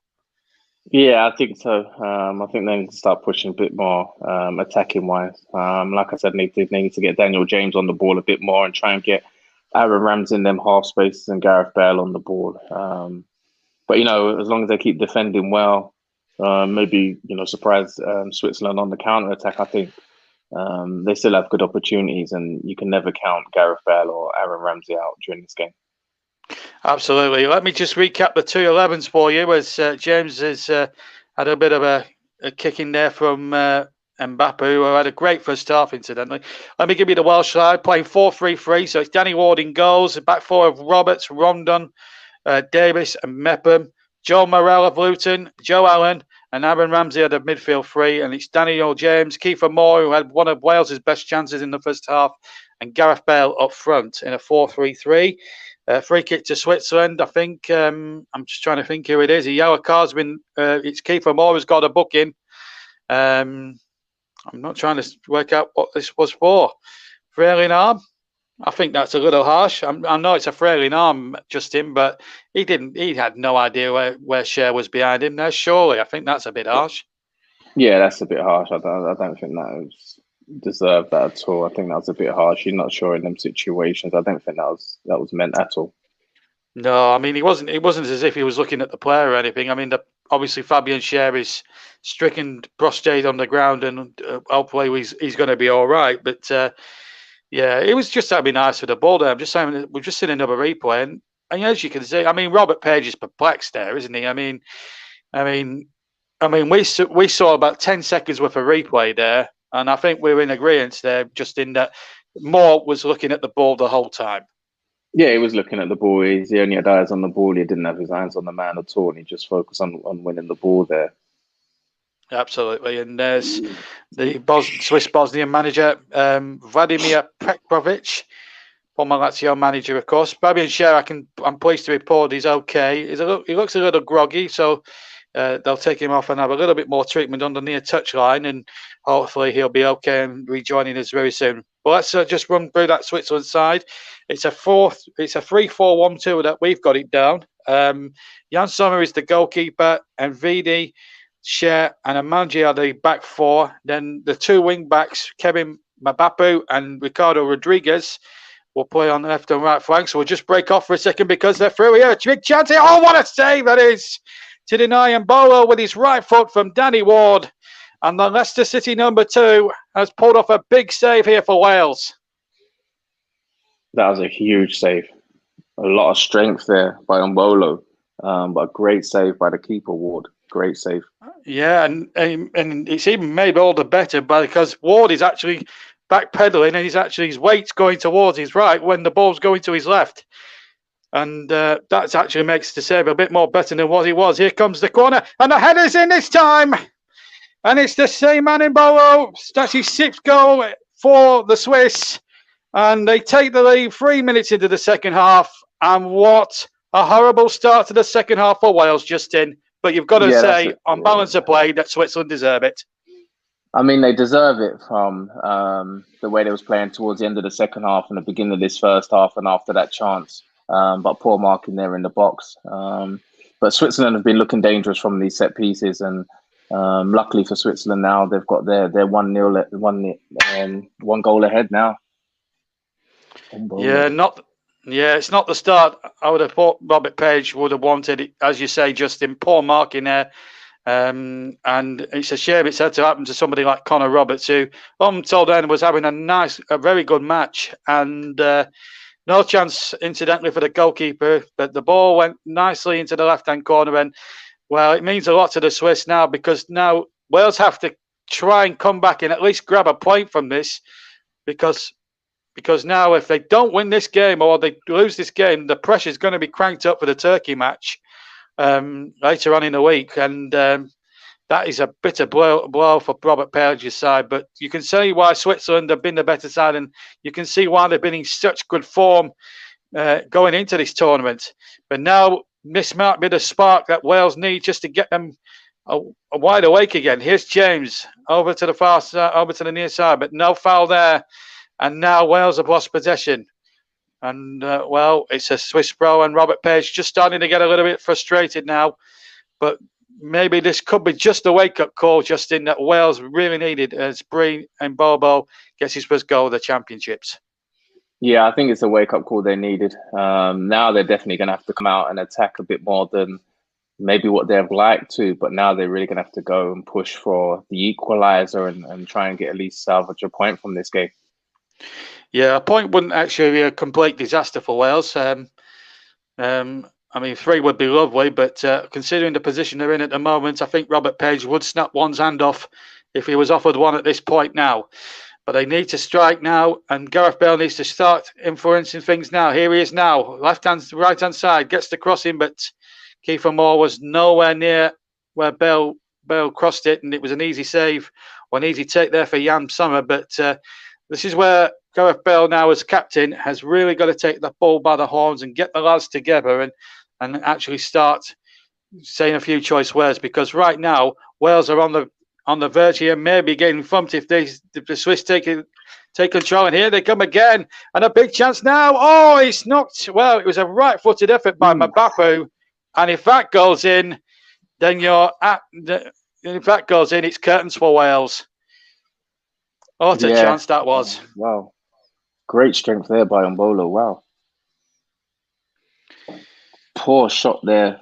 I think he scuffs it. Yeah, I don't think he hit that correctly. Yeah, you can see that he didn't hit that correctly. But great strength by Mbolo. He's causing a lot of problems at the moment for the Welsh defence.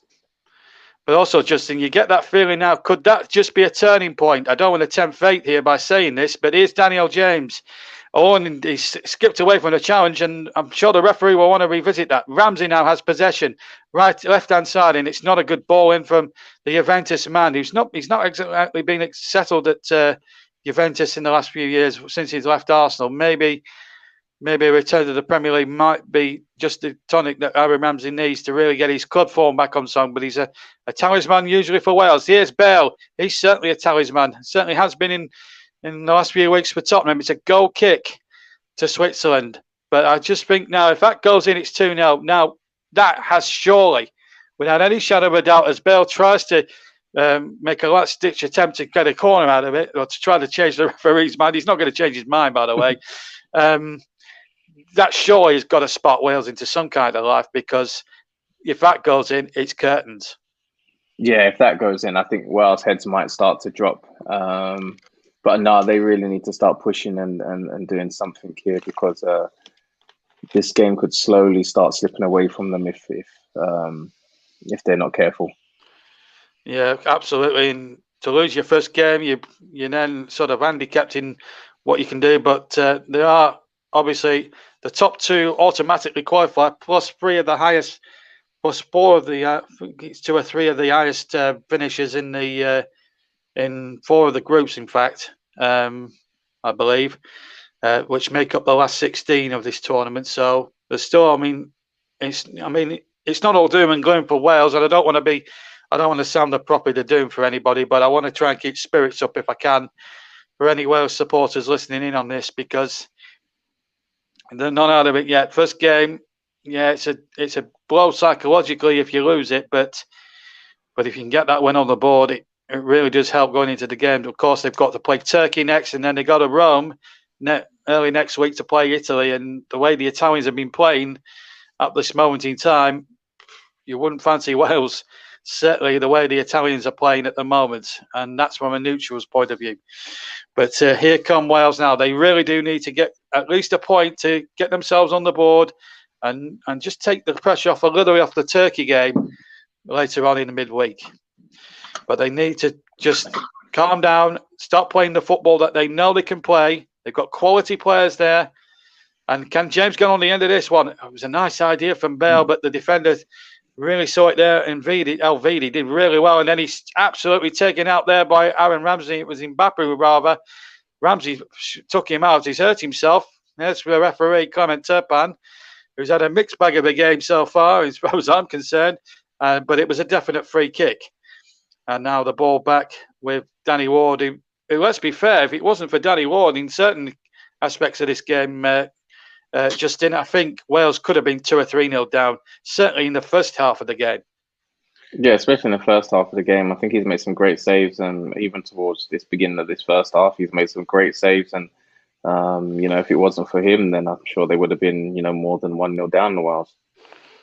Absolutely. And we've had 10 minutes of the second half, and the ball is with Jan Sommer, the Mönchengladbach goalkeeper. Try saying that quickly. Making his 60-second appearance for the Swiss this evening. Of course, this is not the only live game we've got for you on the commentary hub. We'll just break off for a second because Wales have got an attack going down the left-hand side with Daniel James, the Manchester United man, in all red, going towards the area. Ramsey now has it. The ball out towards the far side.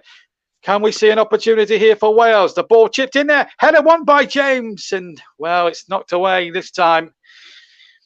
Just for a lingering moment, I thought we were going to get the equalising goal there, but not to be. And now there could be problems here. There could be real problems here because Savanovic has got the ball here, but the defenders are back. Certainly Chris Mepham was very tight to him there. And here he is again. Xhaka, or Shaqiri rather, and he was absolutely poleaxed there in the centre of midfield. But the referee, there's a bit of handbags there. Referee Turpin straight in there to sort it out. A little bit of frustration creeping into this game now. Bit of needle, I suppose, creeping into this game, Justin, which is not really called for, certainly from a Welsh point of view, that's for sure. No, it's not. It's not called for at all. But Wales are really, really trying to push now for this equaliser, and I feel like they're putting a bit more emphasis on this game now to try and get a goal here. Yeah, they're showing you're quite right, Justin, and they're showing very good urgency at the moment. But they need to score the equaliser. You feel a point would be okay. A point would be okay for them because it will give them something to build on for Turkey in midweek. But they must score in the next 33 minutes plus stoppage time that remains in this Group A game. As things stand at the moment, Switzerland will be joint top. In fact, they'll be second on goal difference as Ramsey plays the ball in. Real chance here, and it was charged away, the shot. And it was Mepham, I think, it was Connor Roberts, rather, who had the shot there. And the game's just starting to become a bit stretched. That's a bit of a petulant foul there by Joel Morel of Luton, and a free kick it is to Switzerland. Just to keep your dates in your diary this afternoon, we've got 2 more live games. 5 o'clock with Nicholas Jones, the brilliant Nicholas Jones, who's a superb up-and-coming young commentator. Give him a listen. He'll be making his debut on my channel as well, JB Sports. He'll be bringing you the match between Denmark and Finland. That's in Copenhagen, incidentally. That game's been played there. And then Mike Arneman, who you heard from at half-time, he'll be doing the 8 o'clock game between Belgium and Russia over in St. Petersburg. Well, the game's been played in St. Petersburg. And then tomorrow, the big one, 2 o'clock kickoff, we'll have it here live. England against Croatia. A repeat of the 2018 World Cup semi-final between the two sides. Can England get subtle revenge? You'll find out here on the Commentary Hub and JB Sports tomorrow afternoon from 1:45. Here's Daniel James now for Wales, who are really pushing now as we come towards the hour mark of the second half, and the corner kick has been given to Wales. And Bowler got back there and has hurt himself in the process of making that tackle on James. And now then, you feel now at this moment, Justin, that Wales have got to make this set piece count. Yeah, they definitely do. If they make the set piece count, it'll be perfect timing, I think, to get the equaliser. So they really need to make this count. Yeah, well, there's going to be a delay, I'm afraid, in taking this quarter because Mbolo, as I said just before, just a few seconds ago, he was injured. He looks as if he's very injured at the moment. We're just looking at a replay. Gets the ball, there's no doubt about it, but he's hurt himself in challenging Daniel James, and if he has to go off or he's got to be replaced, that's actually quite a big blow, really, for the Swiss, Justin, because he's really been a real threat this second half, hasn't he, Mbolo? He's looked really good, and his goal just shows why he is a deadly finisher. Yeah, he's a deadly finisher, and he's been a huge player in the second half for Switzerland, probably their main player, and he's causing a lot of problems for Wales. So if he was to go off now, I think that would be a huge blow for Switzerland, but at the same time, I think it'd be a huge plus for Wales if he had to go off now. Well, I think it's going to be the former than the latter because I think he's going to be okay, actually. But Wales have a chance here to create a plus of their own because Daniel James is going to take this corner from the left, from this near side, and it's not really a particularly good corner, but it's only half out, and the shot comes in, and it was Ben Davies, and in fact, I think it got a nick on the way through. So another corner it is to Wales, their second in succession. It came to Ben Davies. I was going to say a typical centre-back shot, Justin, but I think that was flying in. I think that was flying in. I think that wasn't going to hit anyone. That was going straight in there. Definitely not a typical defender shot that.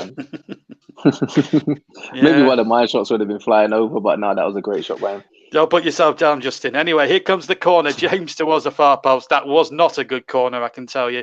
And that's been kept in. No, I'm sure you've scored many a cracking goal in your career. More tap-ins, but yeah. They all count, mate. They all count. Yeah, I guess so, yeah. At the end of the day, as long as the ball goes in and you score, it doesn't matter how it's gone in. Yeah, absolutely. And yeah, I always wanted to be a footballer, but I know I was never good enough. But there you go. Some people are blessed with it. Some of us aren't. But we love to talk about it. Some of us that can't play. Some of us do talk about it. In the words of the great Murray Walker. Anyway, back to the game, and it's 1-0 to Switzerland. If you've just joined us on JB Sports and the Commentary Hub, and of course we're also live on Periscope and Twitter and several other social media feeds. There are too many to mention. That is for sure. It would take me half an hour, but thank you for joining us and thank you for choosing us for live alternative commentary on the home of alternative commentary. Anyway, here's a chance now for Ramsey to stretch his muscles. He's got James on the overlap on the left-hand side. Can Wales find a goal in the remaining 28 minutes plus stoppage time? And, well, it's going to be a real tough ask for them, but they've really perked up since the goal scored by Mbolo, and it was a terrific header into the left-hand corner. That's the goal that's given Switzerland at the point, the goal, a very deserved and well-earned lead. Now then, the ball does come nicely for James, and he takes on the defender there, and Mbappé got a good challenge in there, or did he? He took him out, and James is writhing in agony, and a yellow card has been issued by Mr. Turpin, the referee. And Mbappé, and I have to say, Mbappé feels a little bit perplexed by the decision. He did get the ball, but was the danger or the intent there from Mbappé there? Justin, it looked a bit 50-50, to be fair. He got the ball, but he did go through the man. Yeah, I think it looks a bit 50-50. It looked like he got the ball, but at the same time nowadays, if you get a little bit of the ball but get majority of the man, I think you're going to get the foul against you, and nowadays the yellow card, which is what it looked like he's got received there. So great play by Daniel James there. Yeah, he's looked very lively the last 10 minutes or so, Justin. It's got to be said now. Then, what an opportunity now for the Welsh. Can the Dragons roar themselves to an equaliser? It would be a great moment if they could do it. The semi-finalists from 5 years ago, have got a great opportunity. Now, we know how Ramsey is from set places, and as Arsenal fans will testify, he has got a good repertoire. Here comes the free kick, and it's a good one, and it was a dangerous one towards the back post. But unfortunately, no one got a touch. Moore went in there. A couple of others went in there. The terrific free kick here from Aaron Ramsey, and it just needed the merest of touches from Moore, and that was 1-1, Justin. Yeah, that was a great free kick. Like Gareth Bale before, we needed someone. Wales needed someone to attack the ball there and just make or break for it. But it was a great delivery, and hopefully Wales can get another opportunity like that and get someone running across the face of the goal there. Well, thankfully for Wales, they might get a couple of opportunities. There's still a good 25 minutes plus time added on to play, so there's still time for Wales to create a good 2, maybe 3 opportunities if they can just keep this momentum going. But they have to be obviously aware of the counter-attack, because the Swiss are have looked at times today very, very dangerous. And no foul there. And on Moore, so a chance here now for the Swiss to break. Here's Shaqiri to Embolo, who's looked very, very menacing. Embolo shoots, and just wide of that right-hand post. He's saying there was a nick off a defender. I think Clement Turpin saying goal kick. But again, Embolo, he looks so sharp, and there wasn't a deflection now, unless the goalkeeper got a touch, and I can't see how he got a touch there, Ward. But again, as I said 3 hours ago, Justin, they do look lightning fast on the attack, on the counter, and it shows there, as we're just going to see Zakaria is going to come on the number 6, and Shaqiri's race is run. So, looks like the Swiss may be shutting up shop at the moment and just quite happy to take this 1-goal lead. But Embolo, though, so close again. Yeah, he's very close again. It's looking dangerous, even more with that opportunity there. I'm not sure if it was deflection or what. It didn't look like one, but he's looking very, very dangerous. And Swiss looking dangerous on the counter-attack again, especially with him running in behind.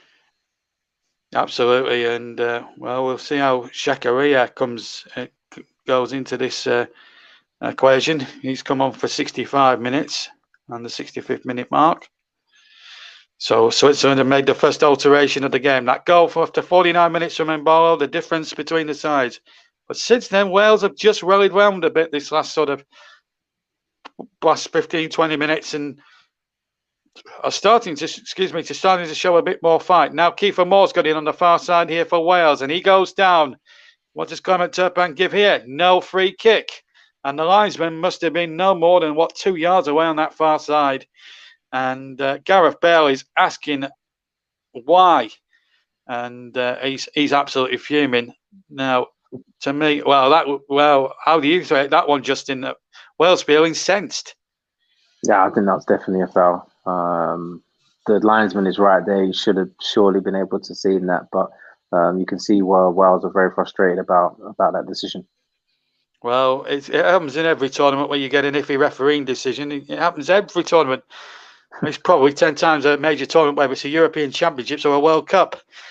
Something like that happens. But Clement Turpin is one of the better referees in Europe. Certainly an experienced official that's refereed all the big games in the Champions League and in World Cup football. So he knows. He's a very experienced official, and he doesn't get many of them wrong. But I'm with you on that one. It looked a free kick from there, and I think the linesman should have took the heat off the situation there for the referee. Anyway, we're halfway through the second half. Switzerland still leading by that goal, scored after 49 minutes by Embolo. Terrific header from the corner, and Wales just didn't pick up any of their runners or markers, and as it turned out, it's cost them a real goal here. So at the moment, Switzerland just slowing things down at the moment. They are entitled to do so, being the 1 goal up. And of course, it's not a great surprise that the game has just slowed down a fraction, considering that they're playing in 28 degrees centigrade conditions, which is something something like the mid 90s, sort of low 90s in Fahrenheit, which is very hot. And of course, the humidity at the kickoff time was 45%. I'm not sure if it's still the same now, but over there. But we'll just have to wait and see. But it's going to be tiresome for the players out there. Of course, Wales play Turkey here in Baku in midweek, and then they've got to go to Rome. It's only out of the 3 home nations, they I haven't had it too easy with the travelling and everything. Scotland are playing in Glasgow 2 or 3 games. And then they've got to go to Wembley to place England, of course, on a week in 6 days' time. And of course, England play all 3 of their games at Wembley. So Wales, really, in terms of where they're playing their games, they're at a very slight disadvantage compared to the other 2 home nations. As we now come back to the 69th minute of the game. And what do you think now, Justin, they need to do now, Wales? Because do they have to keep this intensity up? They can't concede a second one, but they've got to keep going for the next 20 minutes, surely, if they're going to get another couple of chances. Yeah, they have to keep going. They have to keep pushing as much as they can. Maybe bring on another attacking player, maybe just to change it up a little bit and bring something different to the attack. But they're going to have to do something to really threaten or even put this Switzerland team under pressure for the latter part of this second half. They have to. We've got the likes of Tyler Roberts and David Brooks, who are really good players. David Brooks especially, I think, is a terrific wing player, and I think he could do a job coming on as a substitute. Very underrated player. Broke into the Bournemouth team some 2 or 3 years ago and really put the Premier League alight, set the Premier League alight with some great performances. Anyway, Zakaria has conceded a throw here to Wales. Now then, can Davis get the motor in here to Ramsey? Back to Davis again. Scoots past a couple of players and then runs into trouble. But now a chance now for Joe Allen to get the ball out towards the far side. And Chris Mepham. Mepham in field to Bale. Bale back to Mepham. They need something now. Here's Bale again on the right-hand side. Looks to cut in field. And looks to get the ball into the penalty area. And he almost found Kiefer Moore. But again, the Swiss defence were back in numbers. Roden now finds Ben Davies. He's just gone to the left-hand side. The ball into the area. And I think he was trying to do his best impression there. Kiefer Moore of Al Robson Cardi, but he couldn't perfect the flick. But Wales now suddenly going forward, now looking for this goal, and I'm afraid we're going to have to get Russ in again. My Russ, you'll have to come in, I'm afraid, mate. I've lost my stream again. It always happens to me. Oh, well, we might be back in a second or two. We might be in business in a second or two. But until then, we'll just bring Russ in for a few moments until I'm back. No, it's JB. That is time with me as Wales pile on the pressure over on that far side as they've got the ball coming forward as Moralu's going now into Gareth Bale. Gareth Bale controlling possession well, and he knocks the ball into the path of Joe Rodon. Sprays the ball out towards Dan James, who loses out. And now Mbolo and Babu can come forward for Switzerland. What can Switzerland do here now? They've given the ball away, and it's Aaron Ramsey who's won the ball back, and Ramsey will look to play the ball forward here for Wales. And he feeds in Joe Allen. Allen on. Now Wales still have possession. Here's Ramsey. Back into Joe Allen. We'll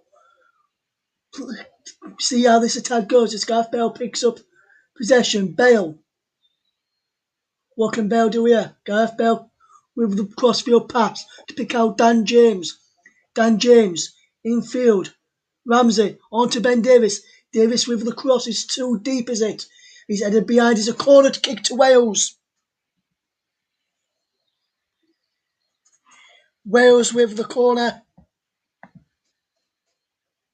And we'll wonder if Wales can get anything from this corner kick. Is 73 minutes on the clock. If Wales scoring now, it could set up a final grandstand 15 minutes or so in this Group A opener in Baku, as Wales will look to try and get a positive result on this. Can they do so?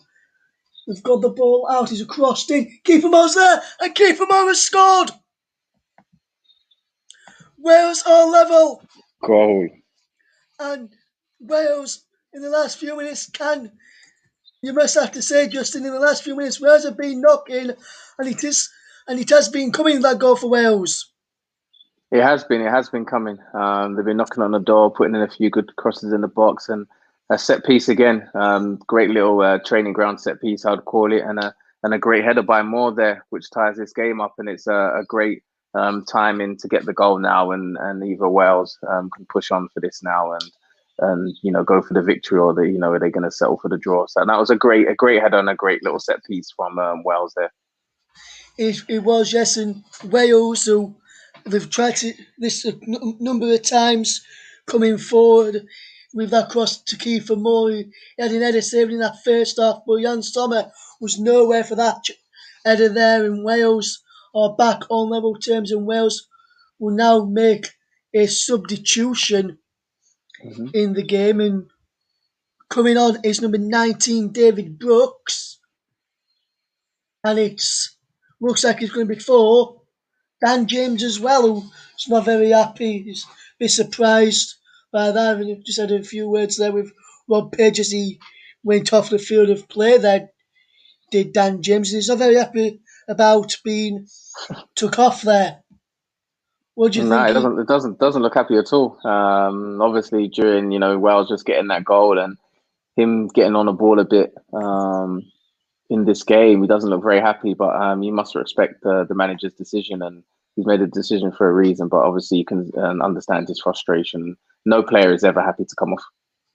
Yes, no player is ever happy to come off the field of play. We'll try and get back and reconnect with JB shortly, but while we wait for him to be ready and let us know he's back and available to resume commentaries, I will continue to do my best to bring you the commentaries.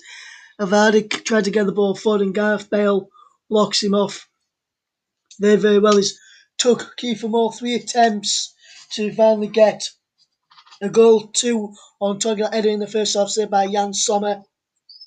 And then that goal there a few minutes ago is other attempt on target.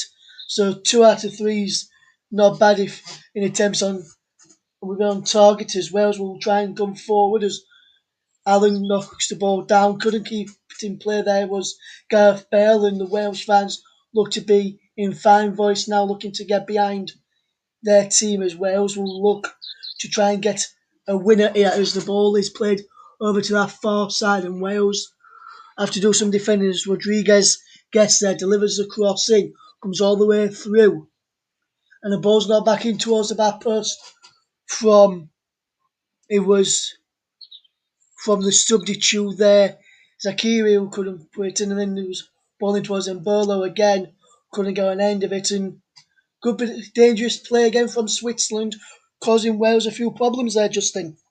Yeah, again, Wales, Switzerland are causing a lot of danger again. You can see they're looking for that man again on Bolo. A good delivery into him. Luckily for Wales, he couldn't connect with it right, but they're looking dangerous again, and Wales really have to keep an eye on this Mbolo for the remainder of this game, because he looks very bright, and anything around the box or just outside the box is a very dangerous player. Yes, and while you was talking there, Justin, we just saw Granit Xhaka go through one of his former Arsenal teammates and Aaron Ramsey, and we both smile on their face, little tap, high five to say it's okay, and they've just gone away, which is good to see them just brushing it off and getting on with the game and not rolling around like we used to seeing for some of the Premier League players. Yeah, a good little friendly little tackle, I think, just to let them know you're still there. And that's kind of like them old-fashioned tackles that I think everyone still likes to see. But it's good that they both got up and shook hands and accepted it, rather than trying to roll around getting someone, getting the defender a yellow card in that instance. So it's good. It's also good to see, and it's part and parcel of the game, tackles. Yes, and we'll just see what comes from this goal kick from Jan Sommer, and the next breaking play will try and re-establish our connection to JB to see if he's got his line sorted. If you're back with us, JB, let us know. We'll fetch you back in as soon as we can, mate. We'll try and re-establish our connection. But as we wait for that, Chris Mepham is just gone down under a challenge there from Freuler, who lets him know he's there as well. And we'll just watch this again, just battling with it, grabbing hold of him just stamping on back, almost took his shoe off there. Did further on Chris Mepham, the Brentford man, and it'd be interesting to see how this goes. But we'll just watch out this attacker, David Brooks. He's over on that far side. He can get the ball in play, can he? Into the box. Now here comes to Ramsey. Favourite for now. And the shot there from Ben Davies is over the bar, and we'll try and fetch JB back in when we can. I'll bring you the few minutes until we can fetch JB back with us, and you still gain the brilliant service as you come to expect here from the commentary hub. Also in association with JB Sports for the European Championships, as Wales won the ball back clean there through Aaron Ramsey and Gareth Bale, but the referee said otherwise, said it was a foul on the Swiss Denis Zakaria, who wasn't happy with the challenge, thought it should have been a booking there. And Justin, just want to say, if you get your thinking caps on, and with about 5 minutes to go, we'll ask you for your man of the match, mate. So if you be getting your thinking caps on, we'll come to you with about 5 minutes to go for your man of the match in this game, which will be sponsored by one of our brilliant partners, the Commentary Services, who always sponsor our man of the matches in our coverage. As Switzerland come on the attack and almost get into the penalty area there and can't get anything away as a shot comes in from Zakaria. Now Wales can look to try and break here, can they? As Gareth Bale knocks the ball down the line, he's on to Aaron Ramsey, who just wins Wales a throw in front of the manager Robert Page on the touchline. We'll continue to bring the updates for it as and when we can, as Gareth Bale just takes on a bit of fluid, and so do some of the Wales players, as the referee allows them to just take on a bit of fluid with the weather still warmer while they wait for Ben Davies to take the throw, which he is about to do right now. Moore and Bale was the two taking on the fluids for Wales, as Ben Davies takes a throw down the line. He's headed away, he comes back to Ben Davies and he gets it back again from Kiefer Moore, and Davies wins a throw in line with the penalty after a challenge from Mbabu. Good running down the line there from Ben Davies, forcing Switzerland bad there, Justin. Yeah, Ben Davies getting down the line there, which he needs to do more if Wales want to push for the victory. But great play there by Ben Davies and great attacking play by Wales there. Yes, it'd be interesting to see what comes here for Wales. Is Gareth Bale with a throw? Will it be a long one looking towards the head of Kiefer Moore to try and cause a few more problems? It will be a long one looking instead towards Joe Allen, who was coming in up from the edge of the box there. And he's a shot blocked. I think he was from Joe Rodon who had that shot blocked, and Wales will come again in. And will they know? Or they can, as Allen flicks the ball on into the path of Gareth Bale. Bale knocks the ball back and he plays a 1-2 with David Brooks. Brooks plays a ball in and no one in there in the end. Comes sliding it to get on the end of it. Ramsey was in there, but it was too far in front of him, and Wales could have been 2-1 up there, Justin. They could have been. Great opportunity there. They could have been 2-1 up there. And if that would have gone in, I think the Wales fans would have been jumping. And that would have been nearly a great ending towards this second half. Yes, a brilliant ending towards this second half. Will be bringing you commentary along during rest of the matches. We've got a couple more matches to bring you later on the commentary hub in partnership with JB Sports, which will be with Nicholas Jones, the next one, which will be the opener in Group B, is Denmark take on Finland, and then later on Belgium take on Russia, and you'll hear Mike Orneman on the commentary for that one. Is Switzerland now getting ready to fetch on Gavranovic to fetch him on to the field of play in a few moments. Will be interesting to see which player will come off for Switzerland, and is Severovic, the striker who is coming off. And as he makes his way off the field of play, Severovic has just gone behind the goal where Danny Ward was there. Justin, what have you made to Serovic's performance today for Switzerland? I think he's done well.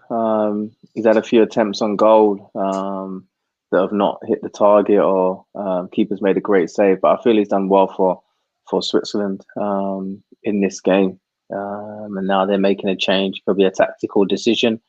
But he's done very, very well for Switzerland today. Yes, it'd be interesting to see how this attack plays now. Switzerland are on possession again. Can Wales hold out to fetch to get a point in this game, or will Switzerland break their hearts with a late goal here in the game? And it looks like they have got a late goal, and it's the substitute who has just come on, who has scored. And we've just been saying he's just come on as a substitute there, and Wales are behind in Switzerland, who have got the goal. Have they? Or be interested to see, because it looked to me just as it was in offside position as that ball came I'm in. just watching it again. It looks to me as if it's offside, but it was a good little flick, good header there, and a great little finish. But is it offside? Is he in offside position? To me, it looks offside, but I think we'll have to wait. That's definitely going to have to go to VAR. Yes, if we're thinking if it's a yes, goal I think or it's going to not. be a very, very tight call here, and Very tight call at the end. if it is given, it's going to be very, very harsh on Wales, because he was you could clearly see, and I could clearly see as the ball was actually played into him, that he was offside there, and we'll have to check, to me see it what looked VAR offside. comes. And we'll see what the VAR is. Maybe it's a good time to have VAR right now. It's good to have VAR in this situation. Yes, and there's another situation which is good to have is that both commentators agree that it was an offside decision in the game, rather than some saying it was, some saying it wasn't, and we'll have to wait and see what happens if this goal does get chalked off. And Let's we see what can happens with see this now decision. it is offside. The goal has been Offside, yeah. disallowed, and it's correct call then. I said offside as soon as the ball was played, as soon as he scored. Justin also thought it was offside as well, and like the officials over there and watching in the VAR room, they've got that spot on, haven't they, Justin? Yeah, they've got that spot on. He kind of drifted offside. I think he went a little bit tiny early, and good by VAR, and both by me and you that we got the decision right. And lucky for Wales that wasn't a goal for Switzerland. It's going to be interesting last few minutes to the end of this game now, with that being offside. Yes. So let's see how the last few minutes play out. Yes, let's see how this plays out. Will Wales go on to get the win, or will Switzerland try and get the win? And Wales piling on the pressure as Ramsey puts under a bit of pressure there. And Justin, is that time now where you've had a little think? Is that time where we're just in the offside call here, and you can see that he is offside? The knee of the striker was just offside there, of the substitute. But Justin, you've had a little chance to think. Who was your man of the match today? For me, I'm going to have to go for the Switzerland striker, the number 7, Brie Ombolo. For me, he's played fantastic this whole game. He's created a lot of chances for Switzerland. He's been their danger man, and he's also scored for them. And he's been the main target man for Switzerland. So for me, I have to give it to him. He's been non-stop. And even his stats, I've been looking at his stats. I feel he's been the main player in this game today.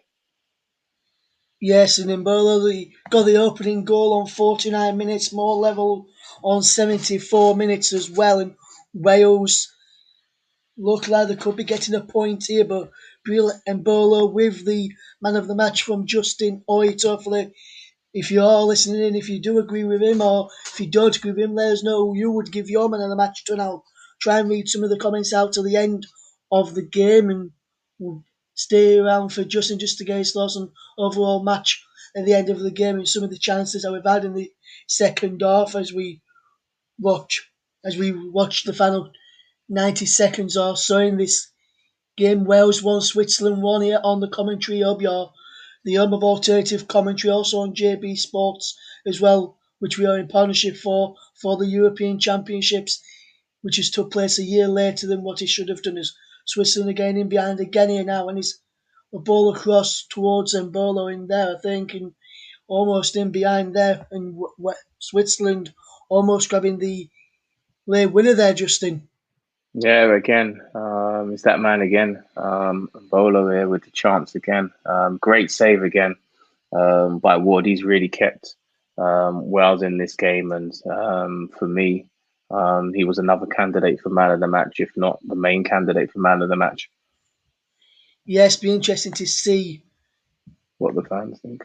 Well, the fans who are listening, Wales fans, Switzerland fans, any fans, neutral fans, what they thought of man of the match is another fantastic save there from Danny Ward, tipping over the Embolo's header from that corner. It looks as though there might have been a foul in there by Embolo on Joe Allen. He's got him on the back of the head there and a push in there as well, but nothing given. Danny Ward with a fantastic save to push it over the bar. We'll see how many minutes will be added on in a few moments as we watch this corner for Switzerland try and get a winner. Will they?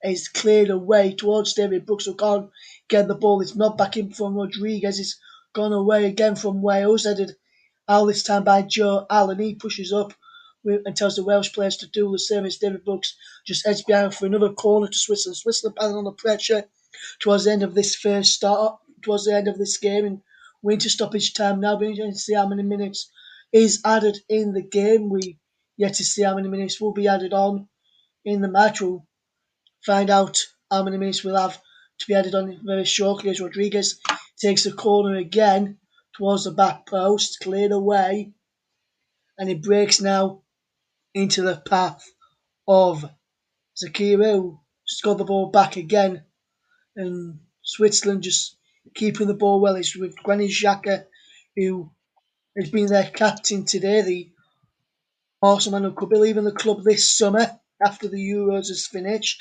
as the ball is cleared away once more, and now they will come forward again. Here is in Babu to down the line, and is now with Zakira, who can keep the ball moving. We played one of the 5 added minutes in this game. Can Wales get a winner late on? As Ramsey can fetch the ball clear? Can he? No. He's just lost out there. And Wales under a bit of pressure now. And another fantastic fingertip save from Danny Ward from the substitute Granovic there. And Justin, very good save. He didn't know it was offside, but a fantastic save there from Danny Ward yet again. Yeah, he didn't know he was offside, but another great save there by Ward. He's been fantastic. Unfortunately, let that goal go in, but he's been fantastic. Great decision by the manager to put him in. But yeah, it was a fantastic save. But luckily for Wales, again, he's offside, and luckily they've got someone at the back there that's been a great shot stopper in this game. Yes, and Wales making another change now as Aaron Ramsey is the man departing for Ethan Ampadu. He's played a lot of games for Sheffield United last season when he's been on loan, when he was on loan from Chelsea in central defence. Can also play in midfield, so I wonder if Wales are just going to try and tighten up the ship and play him in the defence to try and get a 1-1 draw in the first game, or wonder if he'll be going into midfield to replace Ramsey in a like for like, because he has played in midfield as well in Ethan Ampadu. It'd be interesting to see how he does in this remaining 2 minutes and 10 seconds, which we have got left now, as Avedi will take the throw into Shaw, and Shaw will control very, very well and will try and get the ball forward. He can keep the ball back to Jan Sommer, and Akanji can come out of defence to fetch the ball out wide over on that far side, and Rodriguez gets the ball down the line, and Switzerland have a last chance to try and get a winner here. Embolo, the goal scorer, puts the ball across, but was deflected behind for a corner, and Switzerland I'm not messing about. I want to take this corner very quickly. Mike, Yeah, they're pushing. who They was got on, that one as a goal. Yeah. yes, and Michael was on at half time, Justin. He's gone. He says his man of the match would be Danny Ward, a couple of class saves. He said he was up there for your man of the match, but he gave it to the goal scorer for Switzerland, who's done well also today, as this Rodriguez with the corner in towards the penalty area is cleared away. Can Wales hang on here for the final minute or so? And is claimed in the end from Danny Ward. And Danny Ward will just take his time. We've got less than 60 seconds to go now. And Justin, if he stays like this, you would think if he stays like this, Justin, Robert Page would be happy with the performance in the second half from his side, especially after going a goal behind.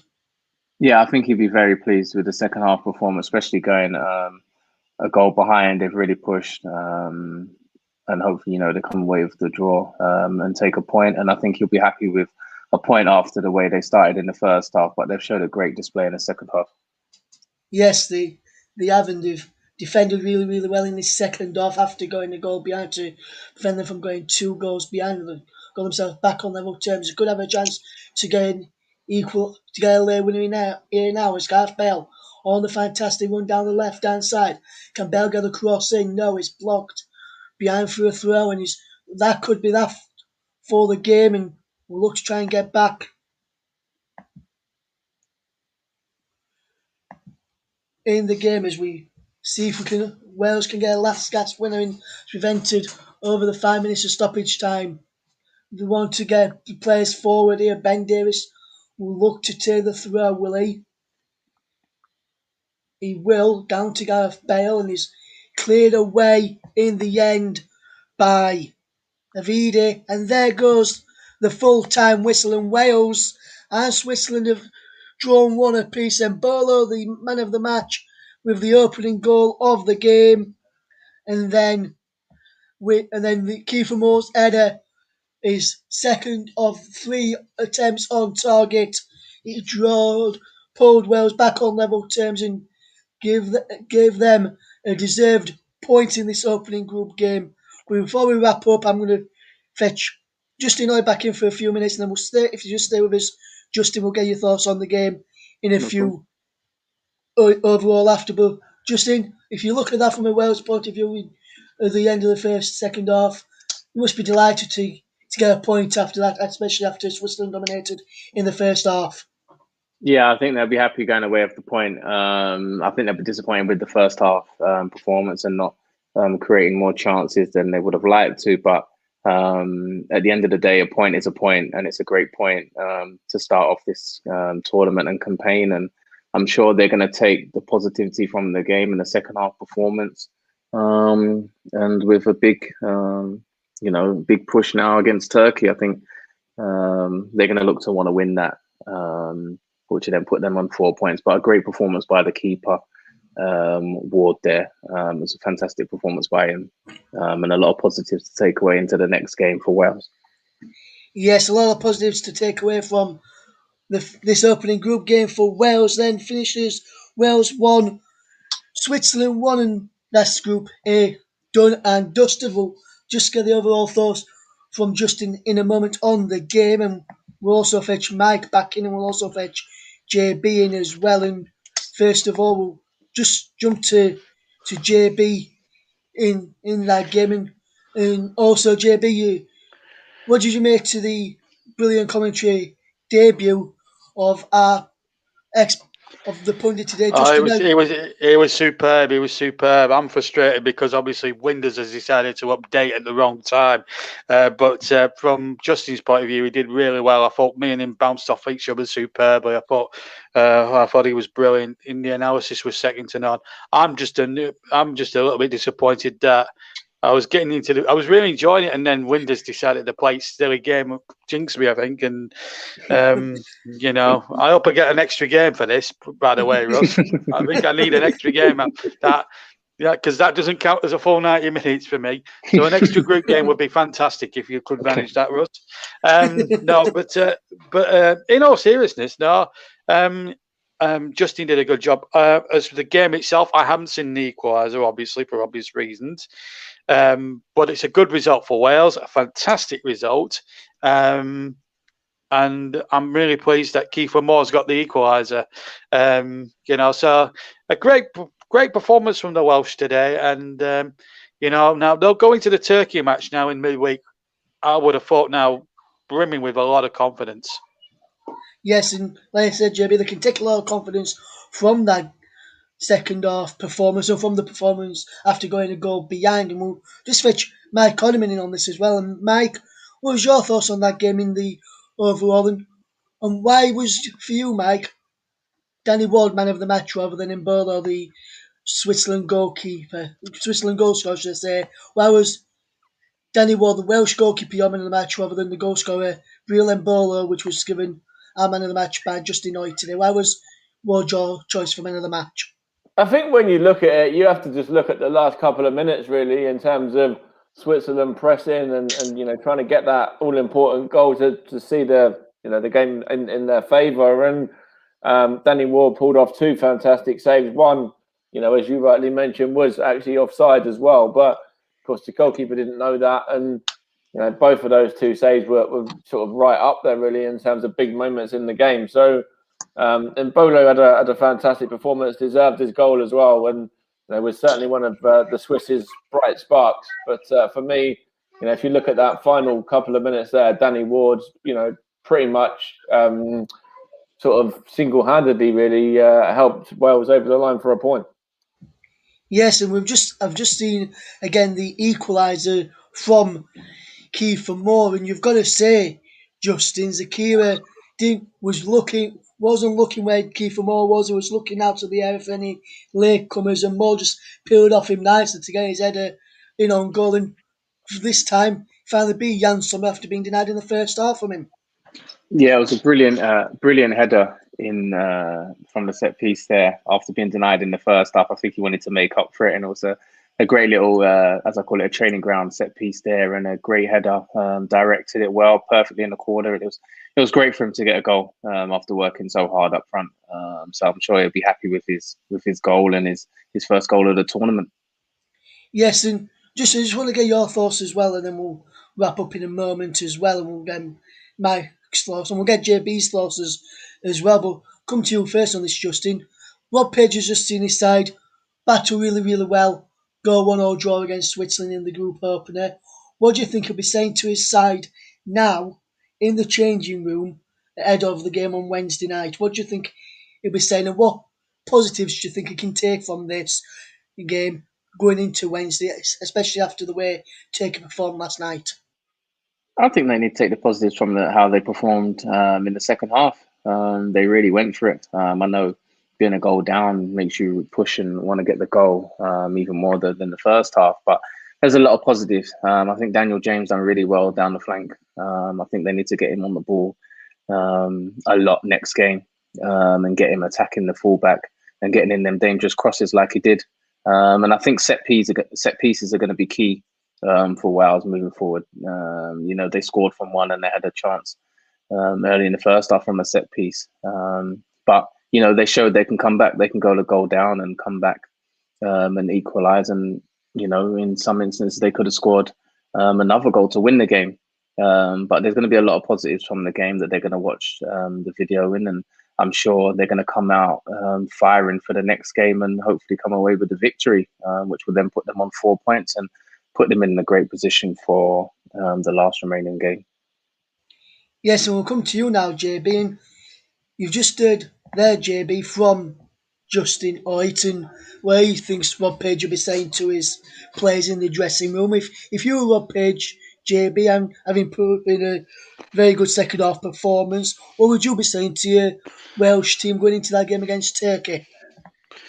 Well, obviously, I was saying during the commentary before I was rudely interrupted. I was saying when me and Justin were discussing what Wales needed to do or how they needed to perform after going the goal down, they showed a lot of fighting spirit to come back and get a point. And I think he'll be pleased with the defensive aspects. I think they do need to improve in in the attacking aspects, especially first half. I thought during the first half they were a bit too cautious. Maybe they weren't gambling enough. I thought Bale was a bit quiet, but in the second half, the goal just seemed to wake them up, and they had another chance before then. I think when their number 2 got in, and he scuffed his shot wide, and I thought that could just be a turning point. And at the end of the day, so it proved. And I think Robert Page will take that. I think the effort was there from the lads. I don't know, because I haven't seen the last 15 minutes up for obvious reasons, but I think he'll be happy with a point. I think he would have offered it. I mean, the Swiss are no slouches. They'd won their last 5 going into this, so they're no mugs. So I think he'll be delighted. And I think Turkey are a different proposition. They didn't play. I think they didn't play well enough against Italy, or didn't give Italy enough of a fright last night to really threaten them. And I think if Wales can just stay sound, solid defensively, get Bale into the game a lot more, then they've got a chance. A point is a good result, considering that you've got 4 spots up for grabs for the best second place side. So it's best third place side, rather. So, if you can get 4 points and still finish third, you can still qualify. So Wales will think that this is actually not a bad result. So, if they beat Turkey, I can't see them getting anything against Italy the way they're playing at the moment. But we'll have to see how they do in game number 2 against the Swiss. On Wednesday, which I'm covering. Hopefully with no technical difficulties.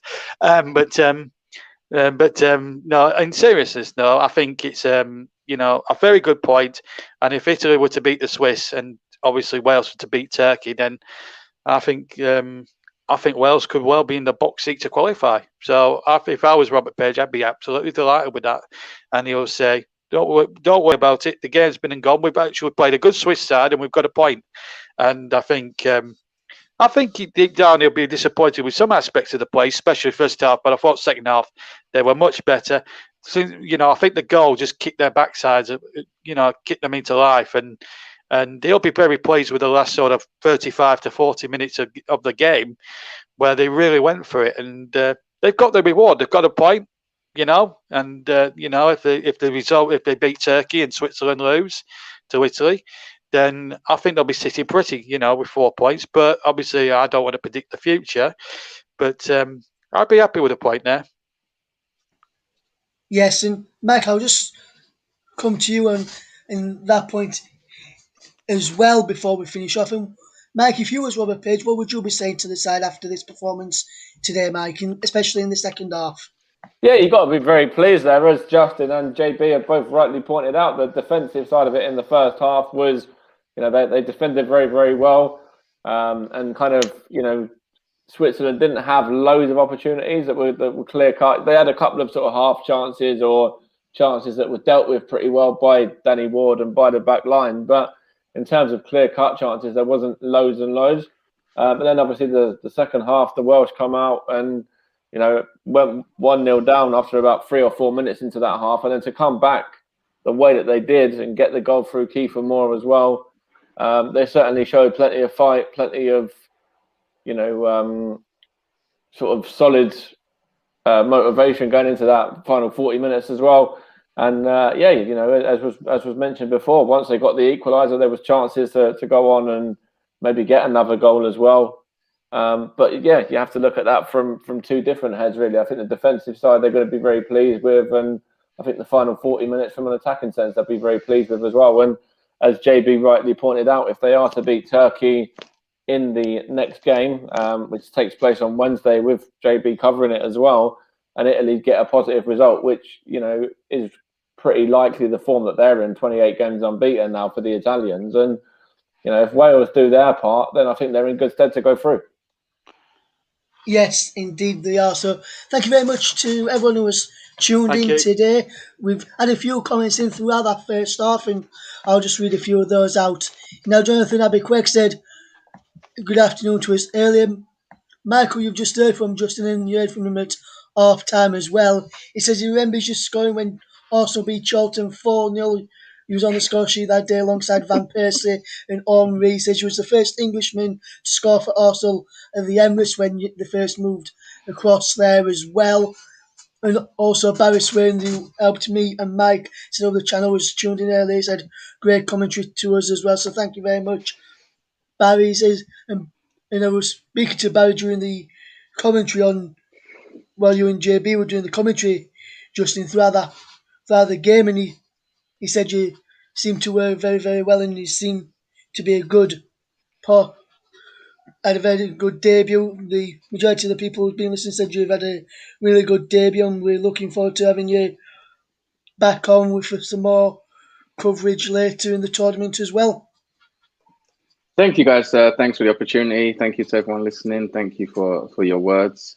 It's been a pleasure for me. Obviously, first time I've ever done this or even thought about doing something like this. So it's a great learning curve, and to be alongside you guys as a co-commentator, learning from how you commentate on the games and speak about the games has been fantastic. So thank you guys for the opportunity, and I look forward to being co-commentator with you guys for some more games. So hopefully we'll sit down and discuss some more games that we're going to be involved in, and I look forward to speaking with you guys again and covering some more European games and watching some more football and hopefully some more goals going in. But thank you to everyone, and thank you to you guys again. What I was going to say as well, just a second there, Justin, as well, is I think you did mention that you wanted to do the England game against Scotland, and that'd be alongside me if that's the case, and that'd be interesting to get your point of view. The fact that you played with England at under 16s through to 21s, and then went on and switched your nationality to Trinidad and Tobago after that. Yeah, I'll be interested. I'll be more than happy to be the England game. That's what I want to cover. It'd be a great game. I'll be probably jumping up and down cheering if a goal goes in. So sorry if that happens, but it'd be great to be able to cover that, and I'll be able to obviously say my reasons why I chose Trinidad national team. After playing for England at youth level. So it'd be great to cover that game. It's a huge game, and it'll be good to work alongside you covering that. Yes, and also just remember, guys, don't forget we've got more great coverage here on the Commentary Hub and also on JB Sports as well. We've just had JB and Justin Hoyt on the Wales game, but later on at 5 o'clock, I'll be back in the presenter's chair, and Nicholas Jones will be in the commentary seat for Denmark against Finland. And then Mike and I will be back on later on this evening as Belgium take on Russia as Group B gets started in this year's European Championships, which was 2020 European Championships, which has been delayed by a year. So from everyone here at the Commentary Hub and JB Sports in partnership with the Commentary Hub, thank you very much for listening, and we'll see you later for the coverage. Goodbye for now, guys.